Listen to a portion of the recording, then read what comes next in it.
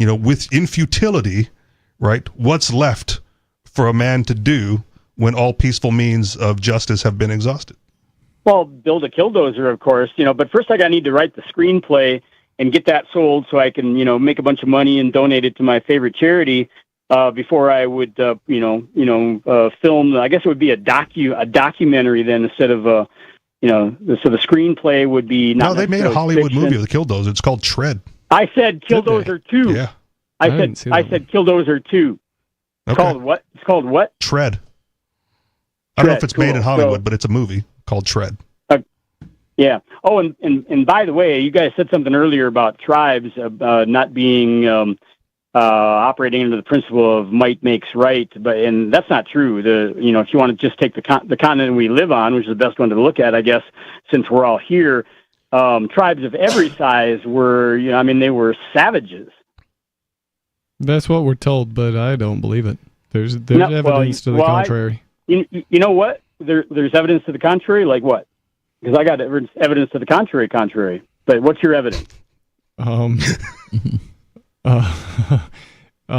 Some tribes were very warlike and wanted to conquer and go forth to conquer their neighbor's territory. Some were not like that at all. They were nomadic and would avoid conflict and. Like which one? I have a feeling on which one produced progeny and which one got eviscerated. Mm-hmm. Okay, first of all, let me explain that one of my main hobbies, and I have also used it as a sleep aid, is I listen to history every single night. I listen to, on average, like an hour of history, not fiction, history. And my favorite history is American history, and my favorite American history is Native American history, especially in regards to their conflicts with us. And so which tribes specifically to which are you referring? So if you like history podcasts, since we're getting to the end of the show, I'll just plug Professor CJ's Dangerous History Podcast. Excellent podcast. Cool. Yep. Yeah, we're out of time. I would like to continue that conversation. I'm not as knowledgeable about the natives as I'm sure David is, but we'll have to do it another night. This has been Free Talk Live. Thanks for listening. Peace.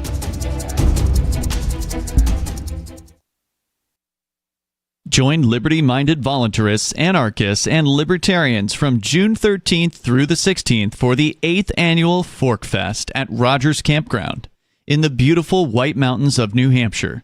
Fork Fest is a fork of the Porcupine Freedom Festival, which has sold out in recent years. Fork Fest happens the weekend before the Porcupine Freedom Festival. Fork Fest is decentralized, which means that there's no ticket cost and no one is in charge. All you have to do to join the fun is reserve your camping site, RV site, or motel room with Rogers Campground for June 13th through the 16th.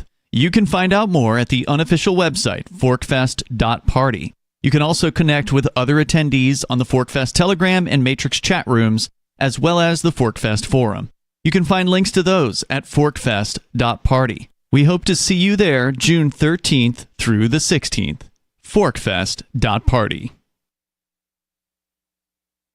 So you've signed the Shire Society Declaration and are planning your move to New Hampshire to be around more liberty-oriented people. Next, sign up for the Shire Society Forum at forum.shiresociety.com. There are a bunch of people there who are already in the Shire, and they want to meet you. If you're already in the Shire physically, you should also come by the forums. Remember, not everyone uses Facebook. New people are signing up for the Shire Society Forum every month, so drop in and say hello at forum.shiresociety.com. Tired of cancel culture? Sick of mega tech corporations holding an axe over your head? Join the LRN.FM Matrix chat server. It's self-hosted, so no one else can tell us what to do or say. Don't like the existing channels? You can make your own. You can even connect into some of our channels from other Matrix servers. It's federated. For the full LRN.FM Matrix experience, though, you should join our server via the step-by-step instructions at chat.lrn.fm. Chat.lrn.fm. You're 6 minutes away from a live episode of Free Talk Live. Listen live at freetalklive.com. From Feature Story News in Washington, I'm Jagruti Dave with a week in review. And this week, Qatar's foreign ministry declared positive progress in indirect talks between the United States and Iran in Doha, with mediators shuttling between the two delegations on issues tied to a memorandum of understanding. US President Donald Trump said denuclearization is moving along well, but Iran's deputy foreign minister said formal negotiations had not yet begun and working groups were still being set up. Mitch McCann reports from New York. I think what we have to remember here is that this is nothing new, and it's become a common practice for both nations not just to disagree on discussion points, but to disagree on the fact that they have even talked about these things. So we've seen that in the last couple of months as negotiations have been going back and forth. At the moment, it seems the key points of discussion are around the Strait of Hormuz and Iran's desire to enforce tolling, as well as financial arrangements, for example, the rollback of sanctions and money that's been withheld from the Iranian government, and also the ceasefire in Lebanon is another key point of discussion. Looking at another conflict, and Russia launched a massive strike on Kyiv, firing nearly 500 drones and more than 70 missiles at the Ukrainian capital, killing at least 21 people and injuring dozens more. The assault came days after Ukraine targeted Moscow with 61 drones, hitting what Ukrainian President Volodymyr Zelensky said was a satellite communications centre used to coordinate Russian military operations. Dasha Chernyshova reports from Moscow.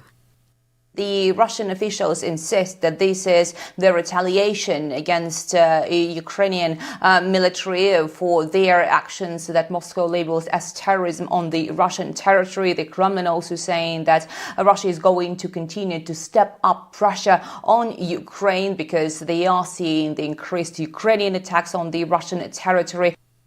And the United States Supreme Court struck down US President Donald Trump's executive order seeking to end birthright citizenship, the right of automatic citizenship to virtually all children born on American soil. Kate Fisher reports from Washington. This was kind of Donald Trump's signature policy. It's something he's campaigned on throughout his political career, and he made this executive order on the first day of his second term in office. Now we are at the final decision by the Supreme Court, and they have rejected his challenge to the right to immediate citizenship to babies born here on American soil by 6 justices to 3. Japanese Prime Minister Sanae Takaichi wrapped up her first trip to India this week as leader by signing 16 agreements with her Indian counterpart, Prime Minister Narendra Modi. The deals spanned defence, artificial intelligence, semiconductors, critical minerals and energy, with Japanese companies committing around $12.5 billion in new investment. The New Delhi summit came against a backdrop of strained relations between Japan and China, with Beijing having tightened controls on exports of rare earth minerals to Tokyo since January. Neha Punia reports from the Indian capital. Mr. Modi said that the biggest currency in these uncertain times, the most important strategic asset is trust, which you can find ample of in the India-Japan relationship. They've agreed to strengthen cooperation in several areas, identifying building joint economic security as a key vision for bilateral ties. They said they will work in areas such as artificial intelligence, shipbuilding, biogas, semiconductors, and critical technologies. They've also agreed to work together to uphold the idea of a free and open Indo-Pacific. Finally, a contingent of 100 United States Air Force personnel arrived in Venezuela this week to help repair the earthquake-damaged Simón Bolívar International Airport. The death toll from last week's twin quakes has risen to more than 2,500 people. Catherine Ellis is a Caracas-based journalist who's been reporting from La Guaira. The Venezuela Red Cross are responding quite rapidly to the immediate needs. They're supporting in search and rescue operations, mobilizing lots of healthcare support, mental health first aid, and meeting the immediate needs of those affected. All, meanwhile, their HQ has been damaged. And their staff and their volunteers are local, so they're impacted too. And not to mention the huge amount of people that are missing. So this will take a really long time to recover. From bureaus worldwide, this is FSN. Shortly after members of the New York Police Department found a super sharp Buck brand pocket knife earlier this morning, Lieutenant Joseph Mattioli spoke to Onion reporters at the scene of the discovery to update the public on this potentially deadly blade. At 8:40 a.m., police discovered what seems to be a pretty badass buck knife. Investigators believe it to be basically the deadliest knife ever. Mattioli confirmed that the pretty cool wood-handled knife has a clean edge and added that the blade must be, quote, at least like 8 inches long. At this time, we'd like everyone to be aware that there's probably a man out there with an eye patch and scars all over his face that has access to these knives, or maybe even a samurai sword. We urge people to be careful when approaching him because he may flip out and chop both your arms off before you even realize it. Following the announcement, Mattioli asked people to come forward if they had any information about the owner of the knife or if they just wanted to hold it for a couple of seconds. For more on this story, check this week's Onion Review. This is the Onion News Network. You can help spread the ideas of liberty with our Patreon for just $5 per month at amps.freetalklive.com.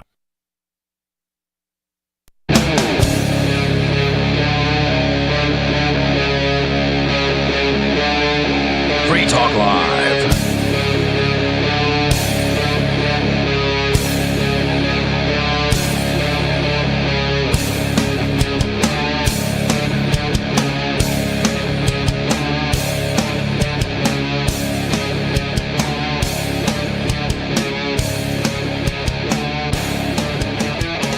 It's Free Talk Live, talk radio that you control, and that means that you can call 603-283-6160 to get in on the conversation with us. You can always change the subject, tell us we're wrong, talk about whatever you want to talk about, argue with us, or just have a nice, interesting conversation with us. It's up to you. That number is 603-283-6160. With you on Free Talk Live tonight, you've got me, Bonnie. Kahuna. And Richie Rich. And yesterday was the 4th of July. I didn't end up going to prison, which would have been much more American of me, as I was saying. I didn't end up going to prison last week because this is pretty American. The DMV in New Hampshire now, did you guys already know this? Like, is this common knowledge? The DMV is now appointment only. You cannot walk in and do a walk-in at all in any location in New Hampshire. I was not aware of that. Yeah, I'm glad that you guys aren't like, oh, everyone knows that, because I felt really, really bad. But I only go to the DMV to renew my handicap placard, and I got a few more years on it. It's the same in Florida. I hadn't been in 5 years. It's the same in Florida, by the way. Oh, is that new in Florida, or has it been that way for a while? No, it's been that way for a while. When I moved here, I thought this is like the best DMV I've ever been to. Not necessarily even just because they weren't appointment only. Like, I don't think I've ever lived anywhere that it was appointment only, but... Yeah, what I think is the interesting thing about New Hampshire, though, I mean, like when I did my motorcycle, you do everything at the town hall. Huh. So, there may be for other reasons you go to a DMV location. I specifically need to renew my actual driver's license. Oh, the license, okay. Mm-hmm. Because when I turned 30 on June 6th, it expired, and I was not aware until somebody asked to see my ID, and I was so annoyed because they were like, sorry, this is expired. And I was like, really? Still me. I know. It's still a valid, if it's still a valid license, like if you can scan it and see that it is a valid license but it's expired, like they should be able to still serve you stuff. That really, really annoyed me. But anyways, and it's like most people don't even look at that. Like I feel like I bet I could go around with my expired one and get most people to serve me alcohol or whatever. Like that is some BS. Because they wouldn't look. They would just look for the birthday. You know what I mean? Even if they're not allowed. And I'm not being one of those people where I would be like, just do it I understand it's like you don't want to lose your job. It's fine. Like I'm not gonna actually force someone. I just still think you're lame. Personally. I haven't tested it here, but a long time ago when I was in Hawaii, I printed my own free market identification card. Mm-hmm. And there was only one place that opened up the international book of IDs to see if it was valid. Wow. But I've purchased alcohol with it. I've gotten into bars with it. Wow. Because the expiration date, no expiration date on this thing, and just the birth date is there. So, wow. My point at the time was I don't think most people care. Yeah. Right. I don't think the bouncer at the bar cares if you have a weird ID, because the cops can't fake it. Right. Right. When the cops run a sting, they have to be above board. Mm-hmm. So if you show them something that's fake, you brought me a fake ID, dude, entrapment. Yep. So I was like, I don't think the store clerk cares. I don't think the bouncer cares. Let's just do it. Give it a shot. Maybe it also has to do with like you probably haven't looked underage in a while. Would you say? Well, but they still carded me. Yeah, but I like looked underage for a long time. I don't think I do anymore, but I still get carded occasionally. But when I was like 22 and I just moved back to Texas and I still had a Utah driver's license, people would sometimes treat me like an alien, like Utah. Did you actually live for one thing? Well, who lives in Utah? They would call the manager. I know. There's your problem right there, because mine didn't have a state on it. It said state of mind. Oh my! What is this? I'm like, free market ID. If I'm walking around with that at 22 and I definitely look like under 21, they're gonna be like, nope, Well, you tried, good try. Like You can honestly get one online, Bonnie. Give it a shot. Yeah, no, I Let's don't think it test would be the same anymore because I don't look under 21 anymore. But like when I did, it All was right. like everybody was like extra testy, even when I had valid licenses. But anyways, I bought alcohol for my underage friend while he was there. They carded me. I showed him that. They gave me the beer, right? And I said, like, grab it, dude, let's go. And they went, sorry, sir, he can't carry that. I'm like, really? Dude, see if you can carry that. And he picked it up, like, looks like he can. And we just walked right out. Wow. One time, They Ian, don't want a confrontation. Right. All you got to do is threaten a confrontation, and they back down real quick. I don't think that I am capable of that because, like, during COVID, it seems like the store clerks would be like, I'm not going to mess with anyone. Oh, look, I can mess with her. Like, seriously. Like, I felt like a lot of people would be like, I go into Hannaford all the time. I never get said anything. And then, like, just me, like, walking around doing my own thing. And people, like, the store clerks would come up and bother me. But it was much worse in Maybe Texas. you can't pull it off, Brian, but like one of my general life philosophies is every minor inconvenience must be met with a gross overreaction. and I'm sure if you overreact a few times with the same clerk at like, you know, the market basket or whatever, like they will remember you and they don't want that smoke. Oh, I haven't And they'll had just let you through. Since it's not COVID and I have been over 21 for a while, you know, I haven't really had that many problems like that necessarily too often, but since it expired, and the thing is, like, it was like 2 weeks after my birthday when I noticed it was expired, and apparently they're supposed to give you a letter in the mail 2 months before, and I just did not receive that. Okay. And I looked, my correct address is on my phone, or is on my license, so like they did not send me that thing 2 months before, and if I wanted to renew online, I would need that letter, and it has a code on it. I was like, that is some BS. They just didn't send it to me. That would have been my next question. If it's appointment only, like one of the, you know, the shticks with the DMV is they send you back to the end of the line to fill out the form. If you grab the wrong form, you're like, oh, sorry, sir, you're in the wrong line. You got to go to line B. Yeah. Right? Like, do they send you home from your appointment and like, oh, you filled out the wrong form. Try again. God. Like reschedule another appointment. Come back with the next one. I mean, I have to say this. And I have like Connecticut to compare it to, which is one of the worst states for everything. Like that was, you go to the DMV and you get a ticket and then you sit in this, you know, holding area, I'll call it, and who knows how long it would be before you get you your got to take a appointment. day off of work. But I have to say this, as these things go, Florida was very efficient, and they also say like you cannot arrive more than 15 minutes before your scheduled appointment because they don't want people hanging out there for hours. Wow. Which I get it, you know. So you get there, whatever, your appointment's at 1, you get there at 12:45. That's when you can go up to the desk or whatever, and they're pretty efficient. You know, I'm not like singing their praises, but like That's how I felt when I moved here to New know. Hampshire. I was like, it really wasn't as bad as people like to complain. I But think then that's now a population I'm pissed. thing. it could be Like this right. just so not busy in New Hampshire that there's no crowd at the DMV. Yeah, like I can walk into the town hall for for when you get your registration. Yeah. There's literally nobody in line. Like you walk up and the person remembers you. Yeah. Like, hey, how's it going? I remember you from last year. You know, that sort of thing. Yeah. I was mean to a lady once when paying my bill, and I can tell she still remembers.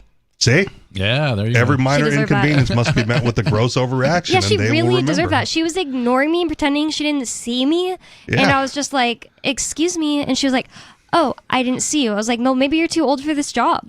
Yeah. If we're going to go through this every time, it's going to be like the worst day you have every Yeah, time. seriously.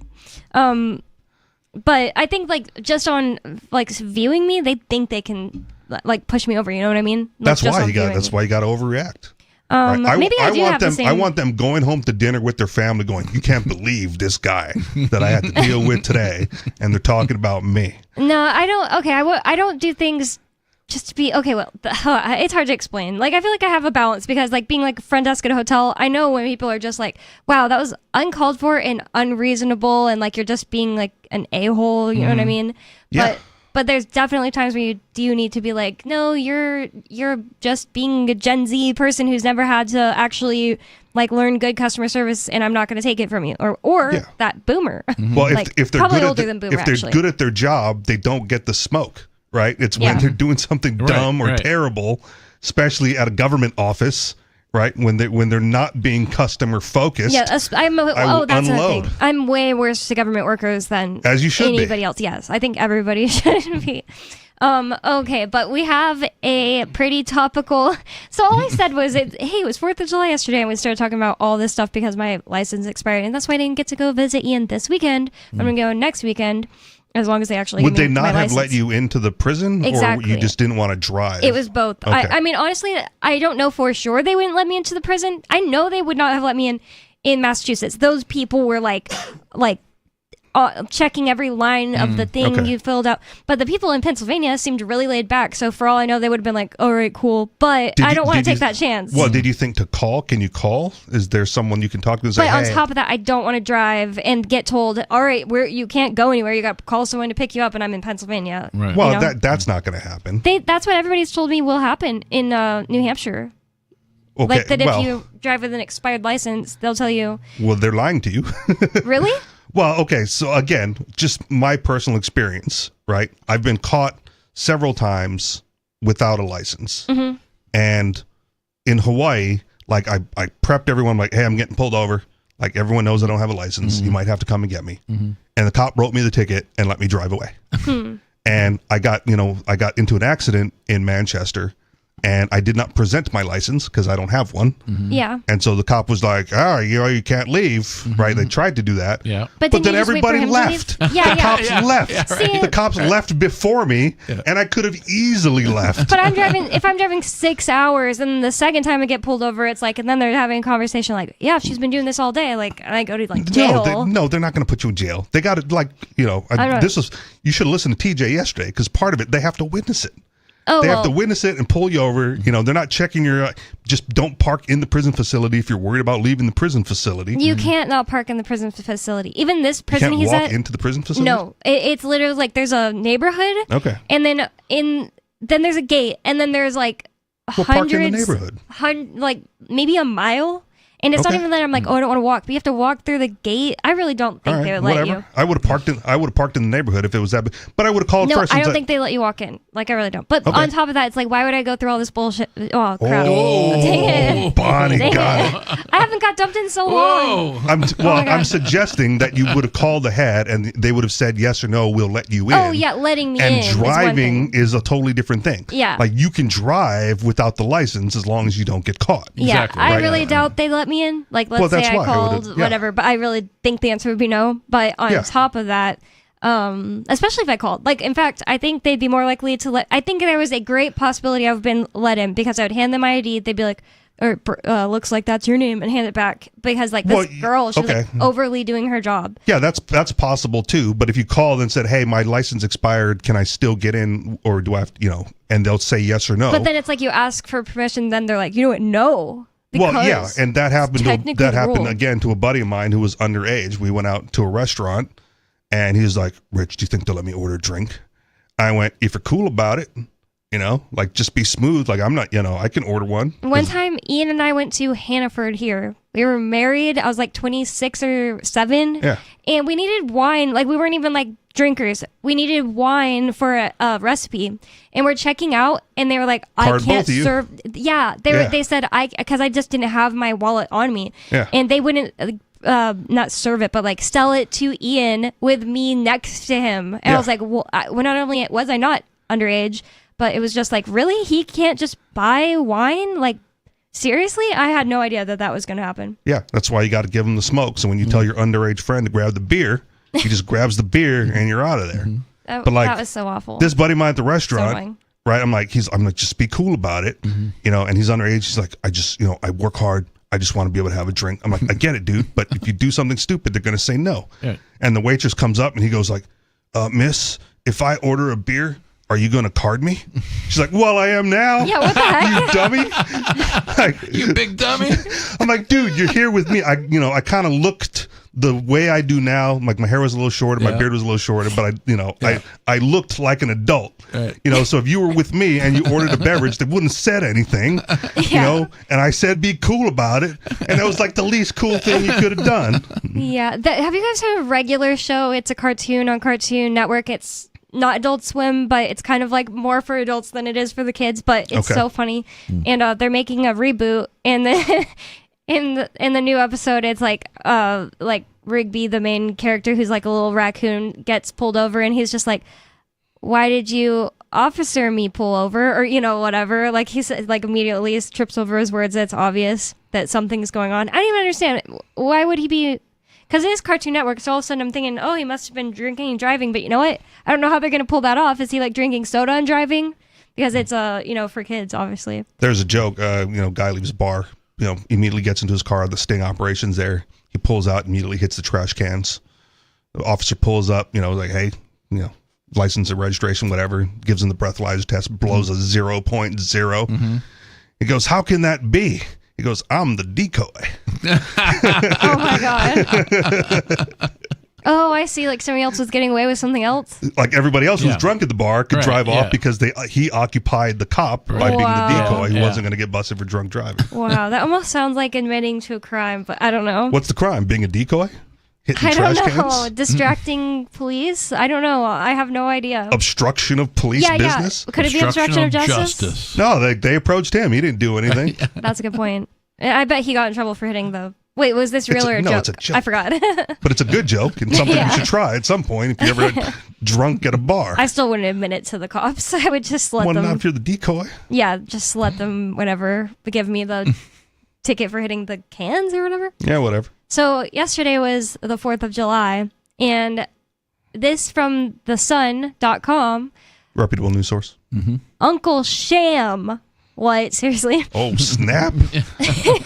Streamer dressed as Uncle Sam arrested for touching... Can I say that on the air? That sounds almost like I can't. Be clinical with it. But it just says touching himself. That doesn't sound like I can say it on the air. Okay. No, you can.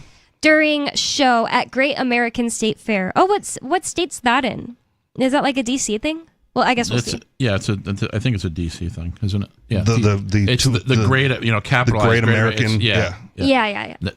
The picture with a smattering of people. Now the article has a picture of this dude at the top, and you obviously can't see it over the radio, but he's got like an over the top, outfit. Uncle Sam outfit. Yeah, it looks like a flag. It's like a pair of overalls.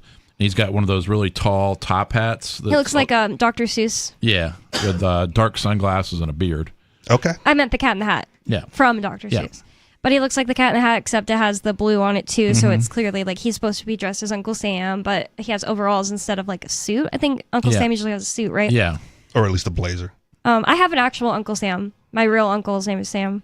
And his name isn't Samuel. Does he look like this guy? Wow. No, he doesn't look like this guy. He's like a buff football player guy who now is a football coach. Okay. One of those people who just like so never definitely wanted to not stop looking playing like Uncle football. Sam. No, but he does. They need like a league for old timers.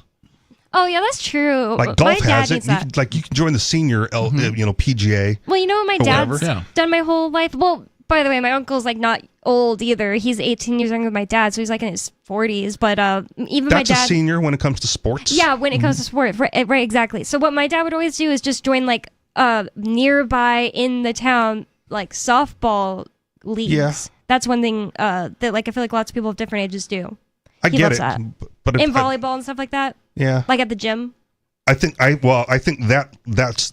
there should be an intermediary step, right? Because like Tom Brady might not be able to go in the NFL, but he's better than a pickup game at your local park. Oh, I see what you're saying. You're not saying that they need it for like people to just go do it. You're saying that they need it like for on the TV. I need it like and for stuff. professionals who are like just a little bit outside of the competitive range, but can still go. Yeah, right. That's true, because it's kind of sad. It's like, oh, you're not you're not competitive at like the top peak of the sport, but you're still better than college or You're everybody still better else. than probably 98% of the people out there.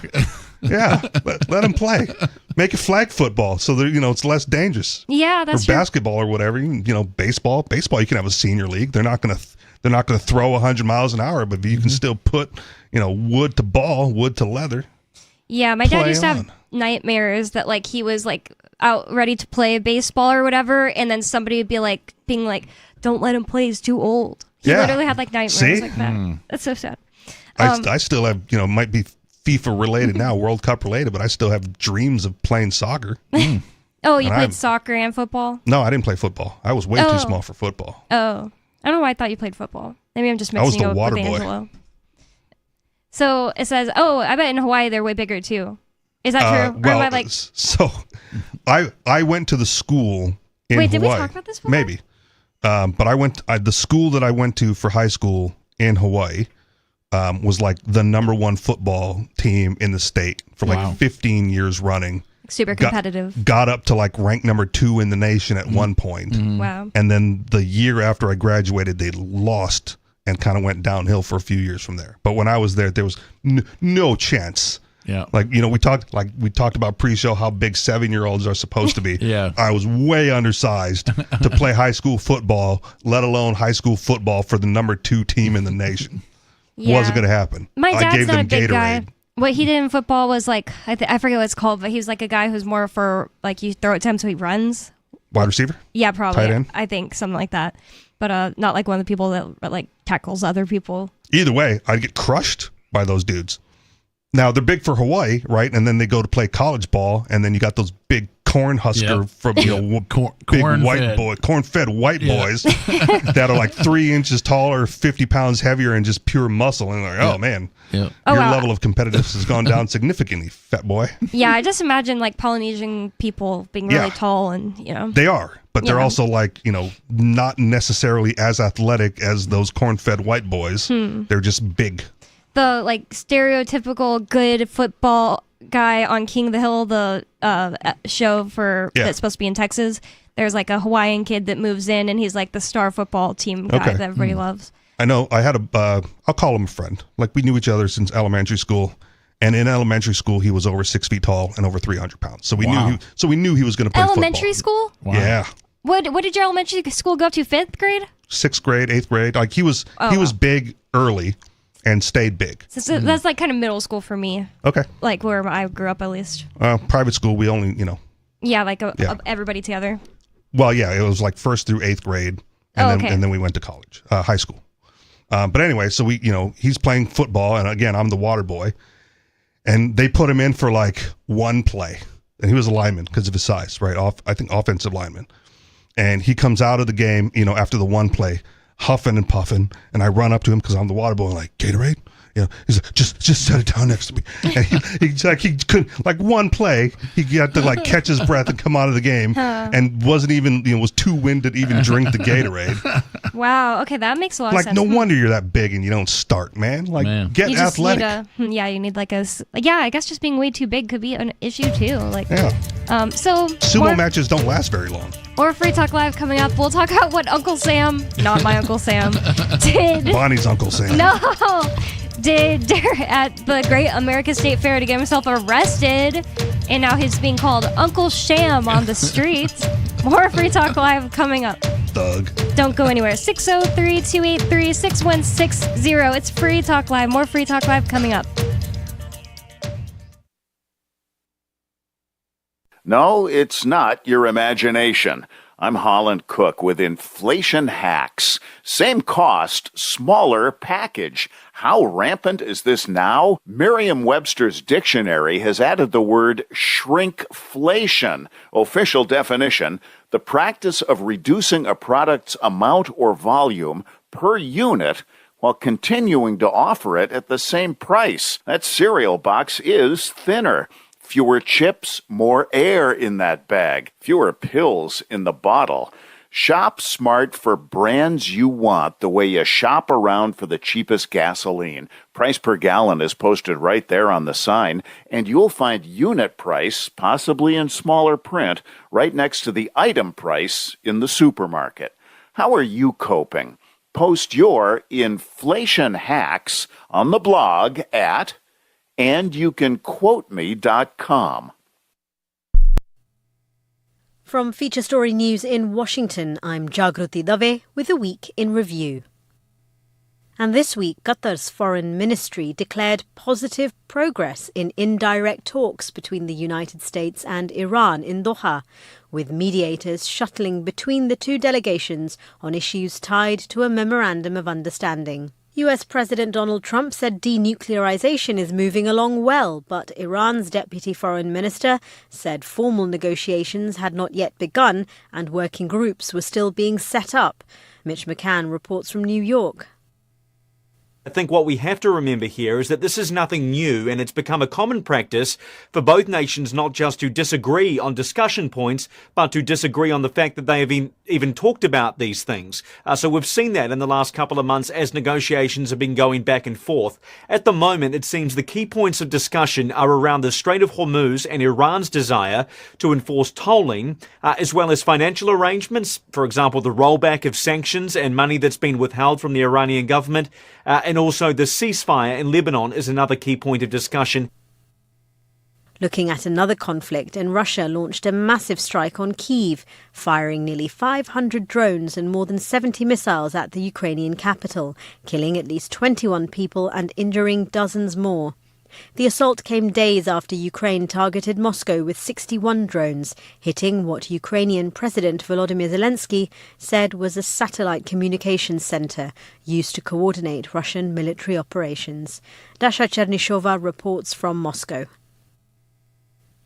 The Russian officials insist that this is the retaliation against Ukrainian military for their actions that Moscow labels as terrorism on the Russian territory. The Kremlin also saying that Russia is going to continue to step up pressure on Ukraine because they are seeing the increased Ukrainian attacks on the Russian territory. And the United States Supreme Court struck down US President Donald Trump's executive order seeking to end birthright citizenship, the right of automatic citizenship to virtually all children born on American soil. Kate Fisher reports from Washington. This was kind of Donald Trump's signature policy. It's something he's campaigned on throughout his political career, and he made this executive order on the first day of his second term in office. Now we are at the final decision by the Supreme Court, and they have rejected his challenge to the right to immediate citizenship to babies born here on American soil by 6 justices to 3. From bureaus worldwide, this is... Yep, we still do email. Drop your email address in the entry box at freetalklive.com, and you'll be kept in the loop with Free Talk Live.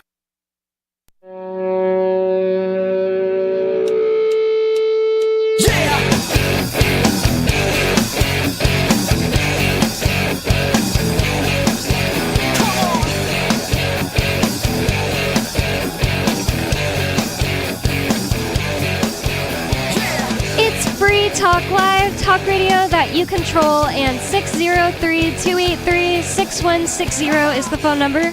That's 603-283-6160. And I'd like to thank Susan for being an amplifier with us here at Free Talk Live.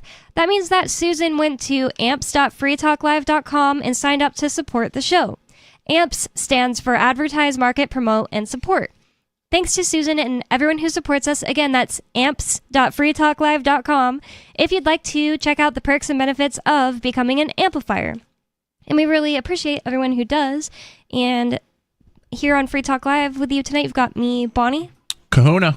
And Richie Rich. And we already have a caller on the line. We'll get back into telling you what this Uncle Sham. Uncle Sham. It's like in caps, too. Not Bonnie's uncle. Yeah, because Bonnie's uncle is Sam, not Sham. Exactly. But more on that in a second because we have Dave Ridley on the line. Dave Ridley in Colorado, you're on Free Talk Live. What's on your mind? There has been a development in the AI, the infrastructure process. Have you guys heard of rentahuman.ai? Yes. No, not me. No. It is the future. So I think of it as what you might call a false pretender, which is a historical example of a false pretender would be, where the cassette said it was going to replace records, and the television was going to replace movie theaters. It doesn't quite work that way, but it is a step. It is an indication of what probably will be coming in the future that may work better than this initial attempt. Does that make sense? Yes. Yeah, I kind of think that way a bit about AI in general. Like, I think a lot of times, like, we're just guessing that it's going to get any better than it is right now. And, like, people are like, it's going to change everything. It's very possible that this is it. There's a lot of businesses that are already walking it back, including Ford. Really? Yeah. Ford, the car okay. company. Wow. They're like, we fired all of our engineers. We thought we could replace them with AI. That's not working out the way we planned. Wow, and engineers, now they're like hiring the engineers back. That is a little jumping the gun, firing engineers. I mean, firing people who, like, just put data in, even, like, artists, I understand, but engineers, that's a little crazy. Yeah, I mean, you could make the argument that AI in general, as it stands today, is the false pretender. The false pretender to general intelligence, which is probably still 3 or 4 years away, or 2 or 3 years away at least. But it's more. This is where I'll disagree. It's more than that, because there's like some Taiwanese or Chinese company who's like ramping up their production of chips for AI, and the fab that they're building is like 10 point something billion dollars. And it's not even going to be ready to do anything until like 2028. So like the next step doesn't even have the materials ready to go to fund, these big data centers, which is why there's pressure on consumer prices for memory for computers, because they're all pre-purchased for like 2 to 3 years out, and they're not ready to go yet. Yeah, maybe you're right. But so the idea with Rent a Human is to give, AI models the opportunity to hire humans. And I don't really know exactly how it works, except it involves cryptocurrency. And I have an idea how I want to use it, and I wanted to get your advice. So the general way that it works is just like any other job ad, right? Like the AI says like, hey, go hold this sign out on this corner of the street promoting our business, and for that we will pay you this amount of money. Yeah. Whoa. Bounties. And so somebody goes out in the street and holds the sign and sends a picture of the AI proof of job done, and then they get paid. This one is really topical for Keen. I went to rentahuman.ai and went to Bounties, so that's where you can see a bunch listed.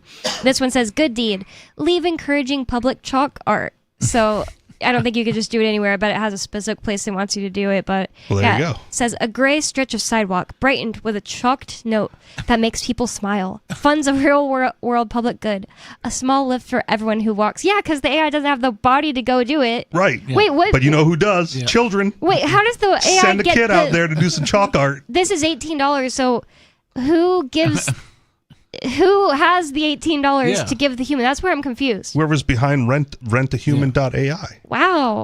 Or because it's cryptocurrency, right? As Dave alluded to, like the AI is just a computer, right? It can spin up a miner and just mine some cryptocurrency. Wow. And feed that off to people. That's crazy. Is that what you're going to say, Dave?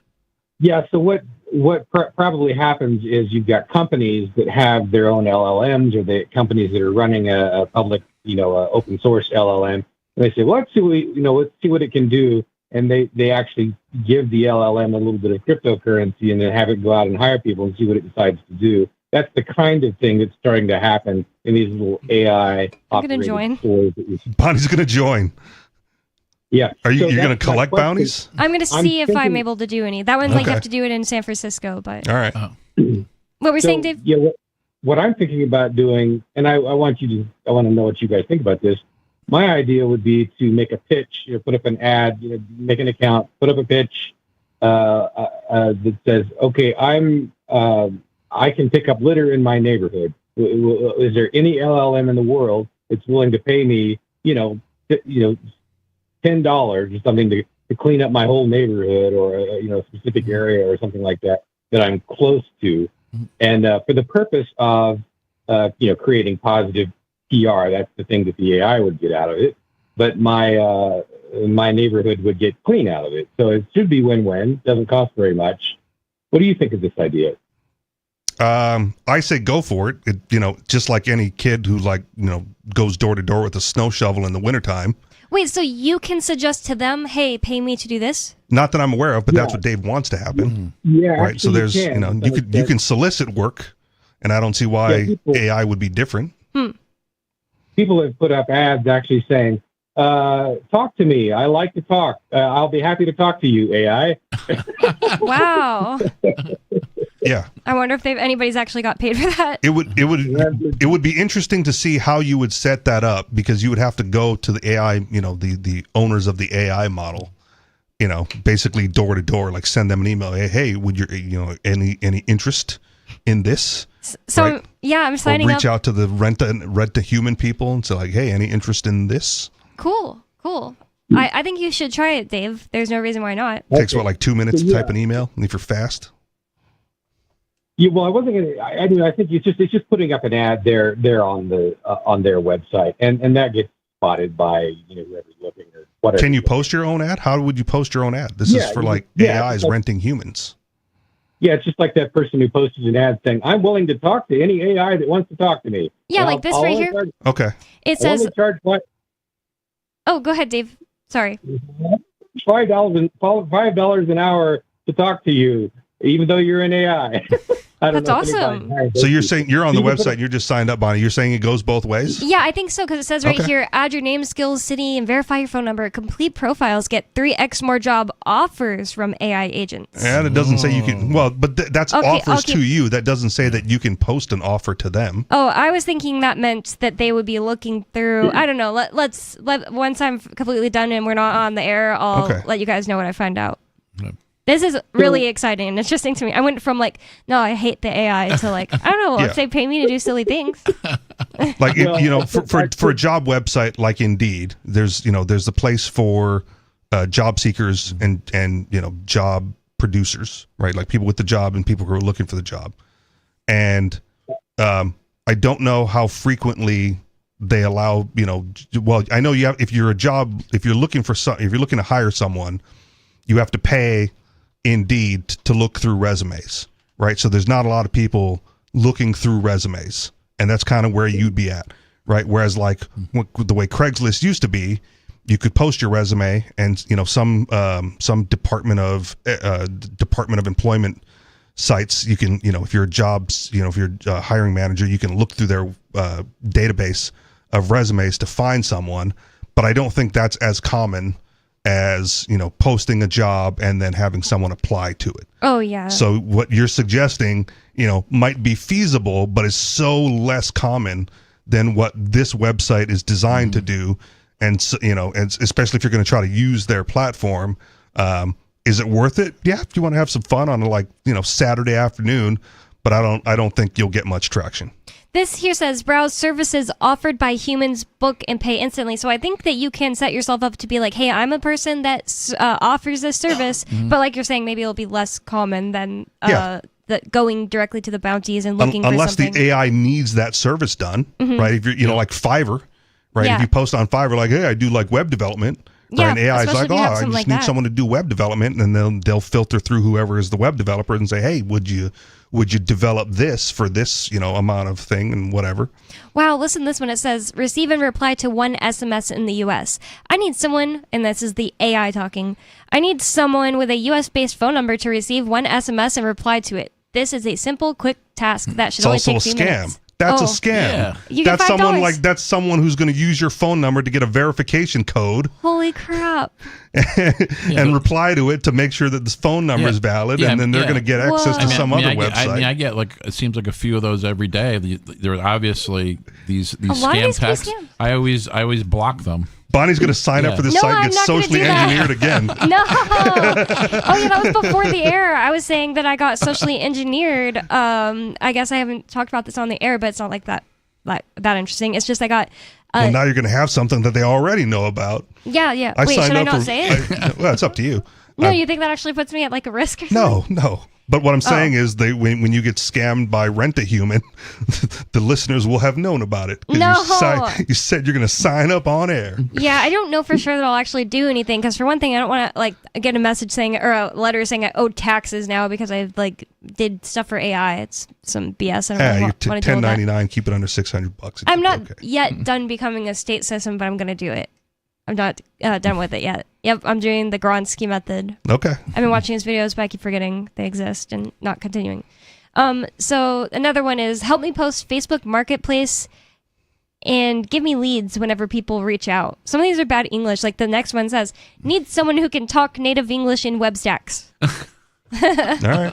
Okay, yeah. This is just really like fun to me. Like I'm just like kind of, I could sit here and read these all day. I don't know if the listeners want to hear that. So are you going to go through with it, Dave? Are you going to make an account? I'm thinking about it. Yeah, there is a theory, that Ray Kurzweil had that lots of things will get monetized that haven't been monetized in the past. So, for example, a piece of plastic by the side of the road has no practical monetary value currently, but as 3D printer technology and replicator technology comes online, every type of material should start to have more and more value just because all you do is put it in a machine and it prints out something useful. So there's no more trash anymore. There's just raw materials that are in the wrong place. And so that will create a market for people to go out and pick this stuff up and actually make a profit out of it. I've suggested that, like the current garbage dump, the landfill will be like, the mine, the new mine, like 100, 200, 500 years from now. Right, because that's where all like the metals and raw materials are. They got to go dig it up again, and now they know where to find it. Well, what's it called? Simpsons actually kind of has a video or a episode kind of about this in a way where everything becomes plastic to where they have to dig and dig and dig, and then they find the Quickie Mart or whatever it's called in the nice. Yeah, and they're like finally real food, and it's like the preserved food that like lasted until whatever hundreds of years later it is, but everybody starts turning into plastic. Yeah. And I mean, every good entrepreneur, like that's their goal, is to monetize something that hasn't been monetized yet, right? Like just about everything on Kickstarter or Indiegogo or whatever is something that like, this wasn't a thing, and now let's try to monetize it. Probably a lot of that on Fiverr too. Like every inventor on Shark Tank. Oh, a lot of the kink people. Like my friend used to make a good amount of side money being mean to men. Okay. It was a gay guy, and I guess I don't know if that's like a particularly a gay thing or if women could make money doing it. No, women can make money do it. Yeah, I'm sure they could. But what he would do is just like they'd text him all the time, and he'd be like, "You're pissing me off. Send me $50," and it would work like most of the time because that's what these people are into. Like actually. So yeah, there's a name for it. I forget. I think it's pay pigs. I know pay pigs is part of what people do in prison specifically, but I think that is also the same name for people that want you to be mean to them. Things like this that make me wish I wasn't born a straight white dude. Like someone's monetizing being mean, and I'm like the meanest person I know, and I'm doing it all for free. A multi-trillionaire. That would be like a gay for pay situation. Like you wouldn't actually have to meet them in person. Just pretend to be gay online. Could you do it? Yeah, I don't know. I don't know if they want more than just you being. I don't know if I could. I mean, I can pretend to be gay. I don't know if I can pretend to be gay believably. You know what I mean? That's a good point. I don't know how far their gaydar travels, but they're like, oh, we're on to you, buddy. Well, maybe they'd be more interested if you were straight. Like, I don't want to out him or anything, but there's a gay guy that he has told me and my friends that there's a website called Broke Straight Boys. Okay. Broke Straight Boys. It's not for children to watch. Do you think I'm allowed to say that? Yeah. Like, say the name of the website that is like, if you go there, .com. it's not good. Yeah, I don't know if it's .com. Really, sing it. No, don't sing it. Oh my god. You can sing BrokeStreetBoys.com if you want Ridley, but I don't recommend it. He doesn't want to. But the other side of this, though, is that this other theory that's out there is if you just create a precedent and a pattern of positive interactions with AI and mutually beneficial stuff and economic interdependence and stuff like that, that's the kind of thing that helps push us closer to a sort of a positive outcome when AI start getting smarter than us. All right. That's fair. I mean, all the chatbots, that's kind of their goal, right? Like Microsoft had the one that went off the rails. Facebook, I think, had someone that ended up being a little weird. Facebook recently admitted that they were like pretending, they were using the chatbots and pretending to be like teenagers just to test, the like suicide prevention or whatever to get the data for Facebook or some weird thing like that. But yeah, I mean, just like anything else, if you anthropomorphize it, right, people will like it more. That's why robots being built look like humans, because no one cares about the robots that don't look like humans that have been in car factories for decades. They're like, oh, robots are here. Well, they've been there. They just don't look like humans. You're worried about the ones that look like humans for some weird reason, because those fall over a lot faster. I don't like the ones that look like dogs either. Like we were talking about this before the show. That, yeah. Okay. Those terrify me. Yeah, they have these. I've seen they're robots. They're like watchdogs. Yeah. The thing will actually come up to the door, or whatever, bark, wag the tail, whatever. Weird. But also there's I forget what they're called, Boston Dynamics. Those guys cop are good. Dogs. That's terrifying. Because they put the guns on them or whatever. It's horrifying. But, like if you had a robot that was sweeping third world countries for landmines instead of using humans or mice, right, or dogs, seems like a better use of a robot. And it doesn't have to look like a human or a dog. It just has to be the most efficient method of sweeping for landmines. And I don't think you'd get all up in arms. People going like, oh, robots are stealing our job. You want to go out there and sweep for landmines? I don't think so, but it's a valuable service to the world. This one here sounds like another scam. It's on this Rent a Human. It says, WhatsApp web session linking for 50 accounts, $20. And it says, we are a marketing firm managing WhatsApp accounts on behalf of our clients. We need a tech-savvy person to help us create 50 WhatsApp accounts and then link them to a web session. I don't know. It could be. Like, it sounds like if you're asking someone to make 50 accounts on, I think you need a phone number for WhatsApp, but whatever. I don't know. Or what's it called? WhatsApp. I think it's called WhatsApp, but they're writing WhatsApp. So a red flag right there. Yeah. And I don't know how stringent WhatsApp is, but there are other apps that give you a free phone number. Right. So if you have the free phone number app and you just use that for WhatsApp and WhatsApp allows it, and then you're in. Another one here says dishwasher repair fix leaking dishwasher in San Francisco. And I feel like this is a human asking that, right? It does appear that way. So that's kind of annoying that some humans have got into this, because like I want it to all be things that only a robot is asking me to do, because I find that more fun. And I mean, like Fiverr already exists for that. Yeah, well, what does the AI really need you to do as a human, though? That's why I thought the chocolate was so cool, because it's like something it literally can't do. Yeah. I have no clue if this is like real or what, because like $18 for that, why would an AI need that bad? But for testing purposes. Anything else for us, Dave Ridley? Well, yeah. Anyway, be careful. Their safety ratings on this website are kind of mixed. I guess they kind of get a C on safety from what I've been reading. I won't do anything without talking to Ian. Ian is always like, "That's a scam. That's a scam." Yeah. Well, the worst thing that happens, depending on what you pick, right, is you don't get paid for the job, right? So you volunteer a few of your hours for whatever reason and send them a picture. But if all of a sudden money hits your account and they can't take it out because it's cryptocurrency, right? It doesn't seem like a scam anymore. Just your willingness to do something potentially shady for money. I mean, I'm not going to do anything shady. I just wouldn't accept something shady. Do anything for $1, but no gay stuff. Oh my God. Anything else for us, Dave Ridley? That's all. All right. Everybody can go to RidleyReport.com for more from Ridley. And we were talking about Uncle Sham in the last episode. It's just so funny that they called him that. Like, that's so, just, it sounds so over the top. So this streamer, I kind of streamed or walked over that, or, you know, skipped over that in my head when I read that first last time. So this guy's doing this for attention. Streamer dressed as Uncle Sam arrested for touching himself, but that's in quotations. Mhm. They should probably write allegedly, right? Yeah, it does say allegedly in the article. Yeah. Oh, okay. In the article. During show. Bonnie skipped over that word too. Yeah, but no, the headline doesn't have it. It says during the Great American State Fair, which we believe is DC. I guess we'll see. There's a bunch of pictures, and it says the MAGA live streamer known as Manny was taken into custody by DC police on Thursday afternoon after being seen allegedly pleasuring himself. I don't know. All right. I don't like to say that on the air. During running it up the flagpole You okay? Never heard that.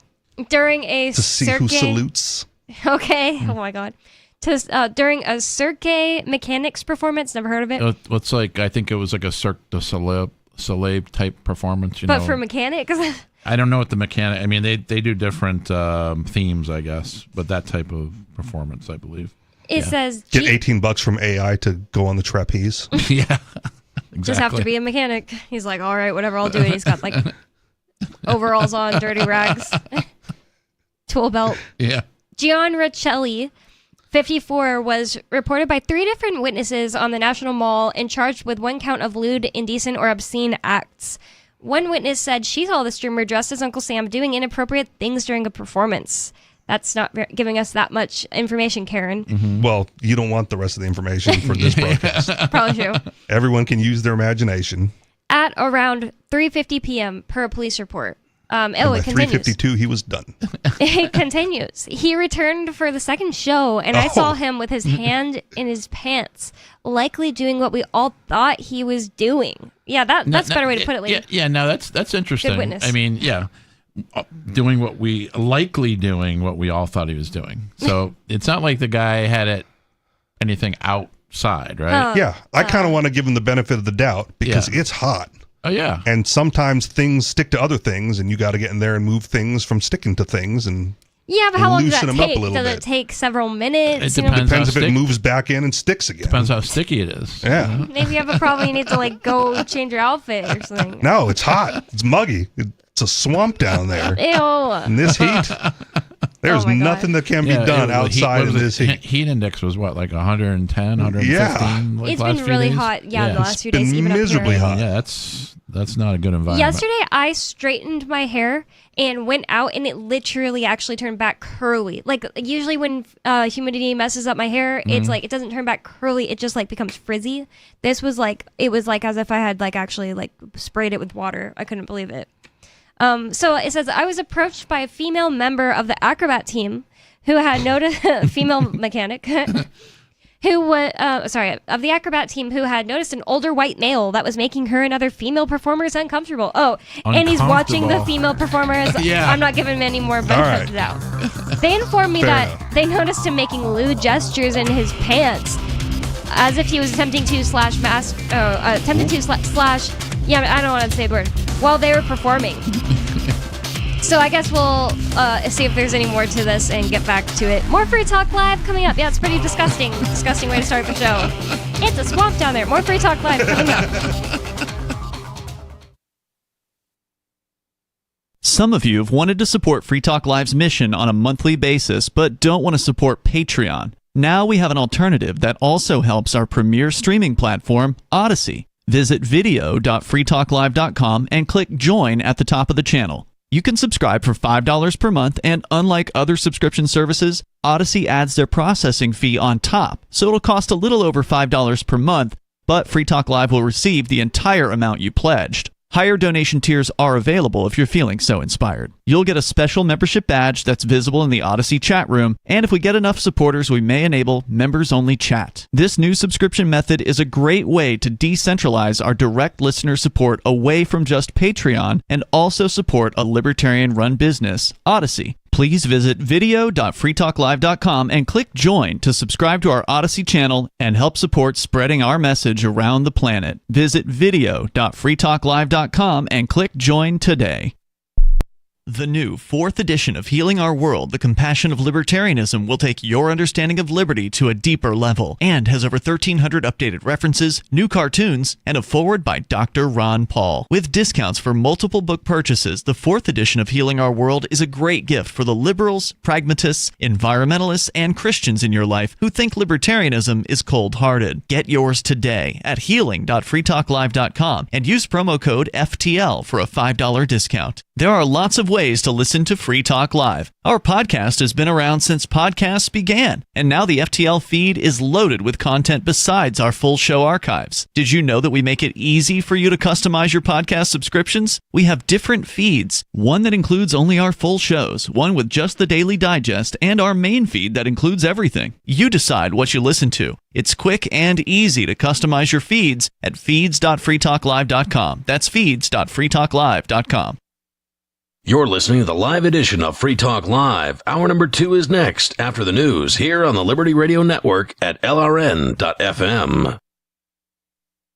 From Feature Story News in Washington, I'm Jagruti Dave with a week in review. And this week, Qatar's foreign ministry declared positive progress in indirect talks between the United States and Iran in Doha, with mediators shuttling between the two delegations on issues tied to a memorandum of understanding. US President Donald Trump said denuclearization is moving along well, but Iran's deputy foreign minister said formal negotiations had not yet begun and working groups were still being set up. Mitch McCann reports from New York. I think what we have to remember here is that this is nothing new, and it's become a common practice for both nations not just to disagree on discussion points, but to disagree on the fact that they have even talked about these things. So we've seen that in the last couple of months as negotiations have been going back and forth. At the moment, it seems the key points of discussion are around the Strait of Hormuz and Iran's desire to enforce tolling, as well as financial arrangements, for example, the rollback of sanctions and money that's been withheld from the Iranian government, and also the ceasefire in Lebanon is another key point of discussion. Looking at another conflict, and Russia launched a massive strike on Kyiv, firing nearly 500 drones and more than 70 missiles at the Ukrainian capital, killing at least 21 people and injuring dozens more. The assault came days after Ukraine targeted Moscow with 61 drones, hitting what Ukrainian President Volodymyr Zelensky said was a satellite communications center used to coordinate Russian military operations. Dasha Chernyshova reports from Moscow. The Russian officials insist that this is the retaliation against Ukrainian military for their actions that Moscow labels as terrorism on the Russian territory. The Kremlin also saying that Russia is going to continue to step up pressure on Ukraine because they are seeing the increased Ukrainian attacks on the Russian territory. And the United States Supreme Court struck down US President Donald Trump's executive order seeking to end birthright citizenship, the right of automatic citizenship to virtually all children born on American soil. Kate Fisher reports from Washington. This was kind of Donald Trump's signature policy. It's something he's campaigned on throughout his political career, and he made this executive order on the first day of his second term in office. Now we are at the final decision by the Supreme Court, and they have rejected his challenge to the right to immediate citizenship to babies born here on American soil by 6 justices to 3. Japanese Prime Minister Sanae Takaichi wrapped up her first trip to India this week as leader by signing 16 agreements with her Indian counterpart, Prime Minister Narendra Modi. The deals spanned defence, artificial intelligence, semiconductors, critical minerals and energy, with Japanese companies committing around $12.5 billion in new investment. The New Delhi summit came against a backdrop of strained relations between Japan and China, with Beijing having tightened controls on exports of rare earth minerals to Tokyo since January. Neha Punia reports from the Indian capital. Mr. Modi said that the biggest currency in these uncertain times, the most important strategic asset is trust, which you can find ample of in the India-Japan relationship. They've agreed to strengthen cooperation in several areas, identifying building joint economic security as a key vision for bilateral ties. They said they will work in areas such as artificial intelligence, shipbuilding, biogas, semiconductors, and critical technologies. They've also agreed to work together to uphold the idea of a free and open Indo-Pacific. Finally, a contingent of 100 United States Air Force personnel arrived in Venezuela this week to help repair the earthquake-damaged Simón Bolívar International Airport. The death toll from last week's twin quakes has risen to more than 2,500 people. Catherine Ellis is a Caracas-based journalist who's been reporting from La Guaira. The Venezuela Red Cross are responding quite rapidly to the immediate needs. They're supporting in search and rescue operations, mobilizing lots of healthcare support, mental health first aid, and meeting the immediate needs of those affected. All, meanwhile, their HQ has been damaged. And their staff and their volunteers are local, so they're impacted too. And not to mention the huge amount of people that are missing. So this will take a really long time to recover. From bureaus worldwide, this is FSN. The victims of a devastating tornado expressed gratitude that The Onion's 3-part series on the disaster was reported with fairness, accuracy, and an unusual degree of sensitivity. Survivors said they were at least thankful for one thing, that The Onion put much more care and insight into their reporting of the tragedy than any competing newspaper, by far. In economic news, a Pulitzer Prize would very much help certain newspapers increase their circulation, resulting in greater ad sales and more revenue to pay their tireless, hardworking reporters, all of whom have families at home to care for. In other headlines, a group known as Americans for Fairness in Awarding Journalism Prizes is asking all Americans to help The Onion receive a Pulitzer Prize. An anonymous man says he will murder 50 innocent people if The Onion is not awarded a Pulitzer. And look at it, it's beautiful. Look, just give us a Pulitzer already, okay? This is humiliating. For more prize-worthy stories and videos, go to theonion.com/review. This is the Onion News Network. Got Telegram? You can follow our channel there and discuss show prep with other listeners at telegram.freetalklive.com.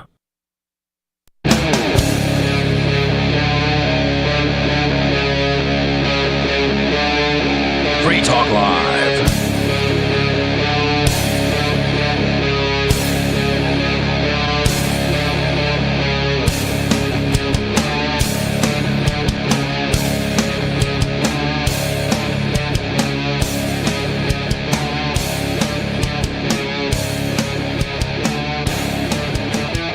It's Free Talk Live, talk radio that you control. That means that you can call 603-283-6160. That's 603-283-6160.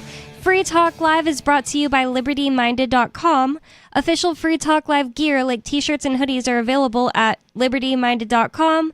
Plus, you'll find a unique collection of cool and funny liberty-oriented clothing at LibertyMinded.com. That's LibertyMinded.com. Oh, I hit my own headphone. Okay, that's why. So, with you on Free Talk Live tonight, you've got me, Bonnie. Kahuna. And Richie Rich. And we do already have a caller on the line. I feel like that was really all there was to the Uncle Sham weirdness. That was weird. And then they just go on in this article to talk about, like... rubbing one out for liberty. Oh, my God. Then they go on to say, like, oh, and you know what? The Great American Fair wasn't even that great. Stuff was expensive. People said, not a funnel cake, corn dog, bucket lemonade, or fried Snickers in sight. Really? Who is this? Paula Dean complaining like that? Like, I don't understand. Like, that's... I don't know. It's Trump. There should have at least been a McDonald's booth. Yeah. Diet Coke on tap. Yeah. Is that his favorite food? Is that what you're saying that? So shocking. Occasionally Trump invites, athletes or whatever to the White House, and they make fun of him because he orders like Big Macs for everybody. Big Macs, yeah. Yeah. I've seen him eating it with like Elon Musk in that picture. Yeah. So, and Joe Rogan, I think it was. So we have a caller on the line. We'll go to the phones. And if you want to call, 603-283-6160 is the phone number to call. We have Turd Ferguson in Pennsylvania on the line. Turd, you're on Free Talk Live. What's on your mind? Yo, Teen Pop Talk Live. What's up, dudes? What'd you call us? He's talking to you, Bonnie. Yeah, but what did he call us? Teen Pop Live. Yeah, but they said, what's up, doers? Duders. Oh. But it clearly meant you. Yeah. Because me and Kahuna are not Teen Pop Talk Live. Why, what's new? Like, Madonna's not exactly teen pop, but oh my god, I love her new album. I don't think you'd like it. Oh, well, Duders is a co-ed noun. Oh, okay. To be clear. Never heard it, honestly. So, yeah, you can be a guy or a girl to be a duder. No, I know that. Yeah. But, you know, Which I can't be my say, dad, because he's dad, not dude. Learned that a lot growing He would up. say that to you? Yeah, That's don't hilarious. call me dude, son. That makes sense. I'm your father. I mean, I understand, honestly. Well, I don't know if I'd ever call my dad that anyway, but Really, yeah, dude? I've never called my dad dude. Dude, really? All right. You're missing out. Well, it's a great way to get reprimanded daily. The way we do it here in Shrewsbury, Pennsylvania, is we have this carnival thing once a year. It's in the start of the first week of summer. So we had it. I guess it was last week. And all the high school chicks show up. It was the most bitchin' Shrewsbury Carnival of all time, Wow. dude. It was amazing. Was Uncle Sham there? Well, he was the Uncle Sam stand-in. Well, the girls there were so sexy. I swear to God, they get sexier and sexier every year. Daisy But if you Dukes and wanna be cowboy boots? Not in Shrewsbury. Well, there were definitely two young ladies that had cowboy boots on. One was a blonde and the other was a brunette. And I can't even say what I do to them on the radio, dude. Ew. You know what I mean? Would you Uncle Sham them on the radio? What the heck? Probably did that at the fair. I don't think I could even. Well, I could Uncle Sham them on the radio, but I definitely couldn't on cable television. If you know what I'm talking about. Okay, what? Do Get it? you have anything else to actually say? Well, I was going to say the fireworks show, it was probably the best fireworks show that they've ever had. I was just really, really impressed with the fireworks. I You know mean, it went on. I think AI Wait, what? hires Turd to make these calls. Okay. I don't see what he gets out of telling us that he saw a hot girl at the Shrewsbury Fair. I don't see what. It's a kink. What would AI get out of it? Yeah, I don't understand what AI gets out of any of it, honestly. That's He's what just sitting there going, how much more can I make Bonnie uncomfortable about this call? Okay, goodbye, Turd. Hanging up. I will say this, like, fireworks are cool. I get why they're going away from it and doing like the drone shows. And I saw a picture. Wait, is this a thing? What? How come I haven't heard of Fireworks this? are way Drone cooler shows? And what about what's wrong with fireworks? Nothing's wrong with fireworks. Okay, okay. But it's explosive and loud and dangerous. Yeah, and I would they actually upset love the to go to a dogs. drone one. Yeah. Exactly. But there was I saw a picture of it. I didn't see the show. I didn't click on the link to watch the video. But they had like a drone show in Boston, apparently. And they had like the drones line up to look like a Patriot with the with the gun. battle rifle. Yeah, I saw that one. That was cool. I really like that. But That's- also, seems like you can't do. I don't know how well you could do that with fireworks, You can't. man. You can't. I want to say you can't. I think but- that my dog would still be scared of it, but he is really scared of fireworks. So Yeah, but fireworks, they're scared because of noise. no, the drones make noise. The drone that came to my house, I thought they were using a chainsaw. This is way up in the sky, though, like the fireworks. I'm gonna have to look this up because I have to admit, I've never seen a drone show. Neither. I'll I've never have to seen see it. it. Check out the Chinese ones. They do the Chinese dragon thing. Woo. Oh, that sounds awesome. Are they meant to simulate fireworks? Or are they totally different? Well, it's meant to be a show, much Okay. like fireworks, Okay. but safer and quieter for people with PTSD and stuff. Oh, that makes Right? sense. Fireworks too. are dangerous. It's explosions That's what we happening like all- about it. I get it. Very American. But some bridge, like the Brooklyn Bridge, caught on fire or whatever during the fireworks show. you know. Oh, you wouldn't that wouldn't happen with a drone Collateral show. damage, Whatever. I'm not defending it. I'm just saying. Honestly, the older I get, the more I'm like, oh, I don't really care for these fireworks because of my dog. Bonnie And turned 30 now. She's all wrinkled. no, it's been like several years where it's just Okay. like I have to figure out what to do with my dog every New Year's Eve. 4th of July. I almost said Halloween. So I was like, oh, no. Those Halloween fireworks. Yeah, but you could have the pumpkin show, right? You could have Sleepy Hollow drone show. This drone is so cool. I just searched on YouTube Chinese drone show. They have like one that looks like it's one of their like Shinto buildings. I think they're called Shinto buildings, something like that. Like one of their like temples, and it's just floating in the air. And it's like all made of light. And like they could do whatever they want. This looks awesome. That's what I'm saying. I'm not saying it's better or less than fireworks shows. It's You know just what, different. exactly. It's something It's- different. It's different Whoa. and safer. Now they're having like a All big Mandela, like extremely detailed Mandela thing appear right above the people, so you kind of look directly up at it. I That gotta is find so out how cool. expensive these are, because now you can fly one over like the next politician who comes here with a big old like free Ian drone show. Yeah. Yeah. There you go. There you go. Wow. I'm gonna keep looking at those later. Turd, you got anything else to tell us? Well, what I really called about was this whole idea of the industry plant thing, in the music industry, which I've been finding increasingly a more fascinating subject. The more that I kind of hear about it and learn about it.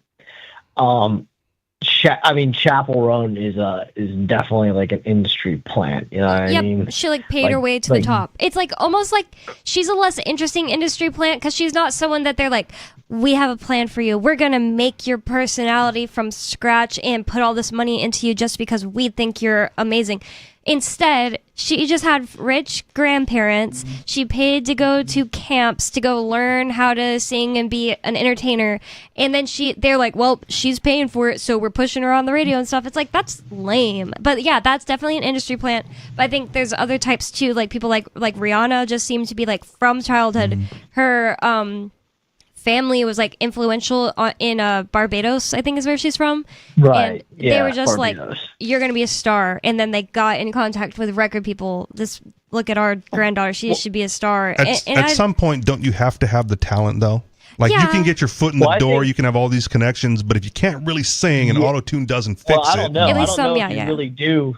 I don't know if you really do need the talent, especially with vocal. I mean, anybody can. I mean, if you take enough lessons, anybody can learn how to sing. I don't think you can become a giant star and genuinely not have talent. Like, I think that like there are people I just don't really like, but I gotta admit they're talented. Like Taylor Swift, like talented at some things, not dancing. Well, the word talent is sort of subjective, isn't it? I mean, you could be a talented vocalist, I guess.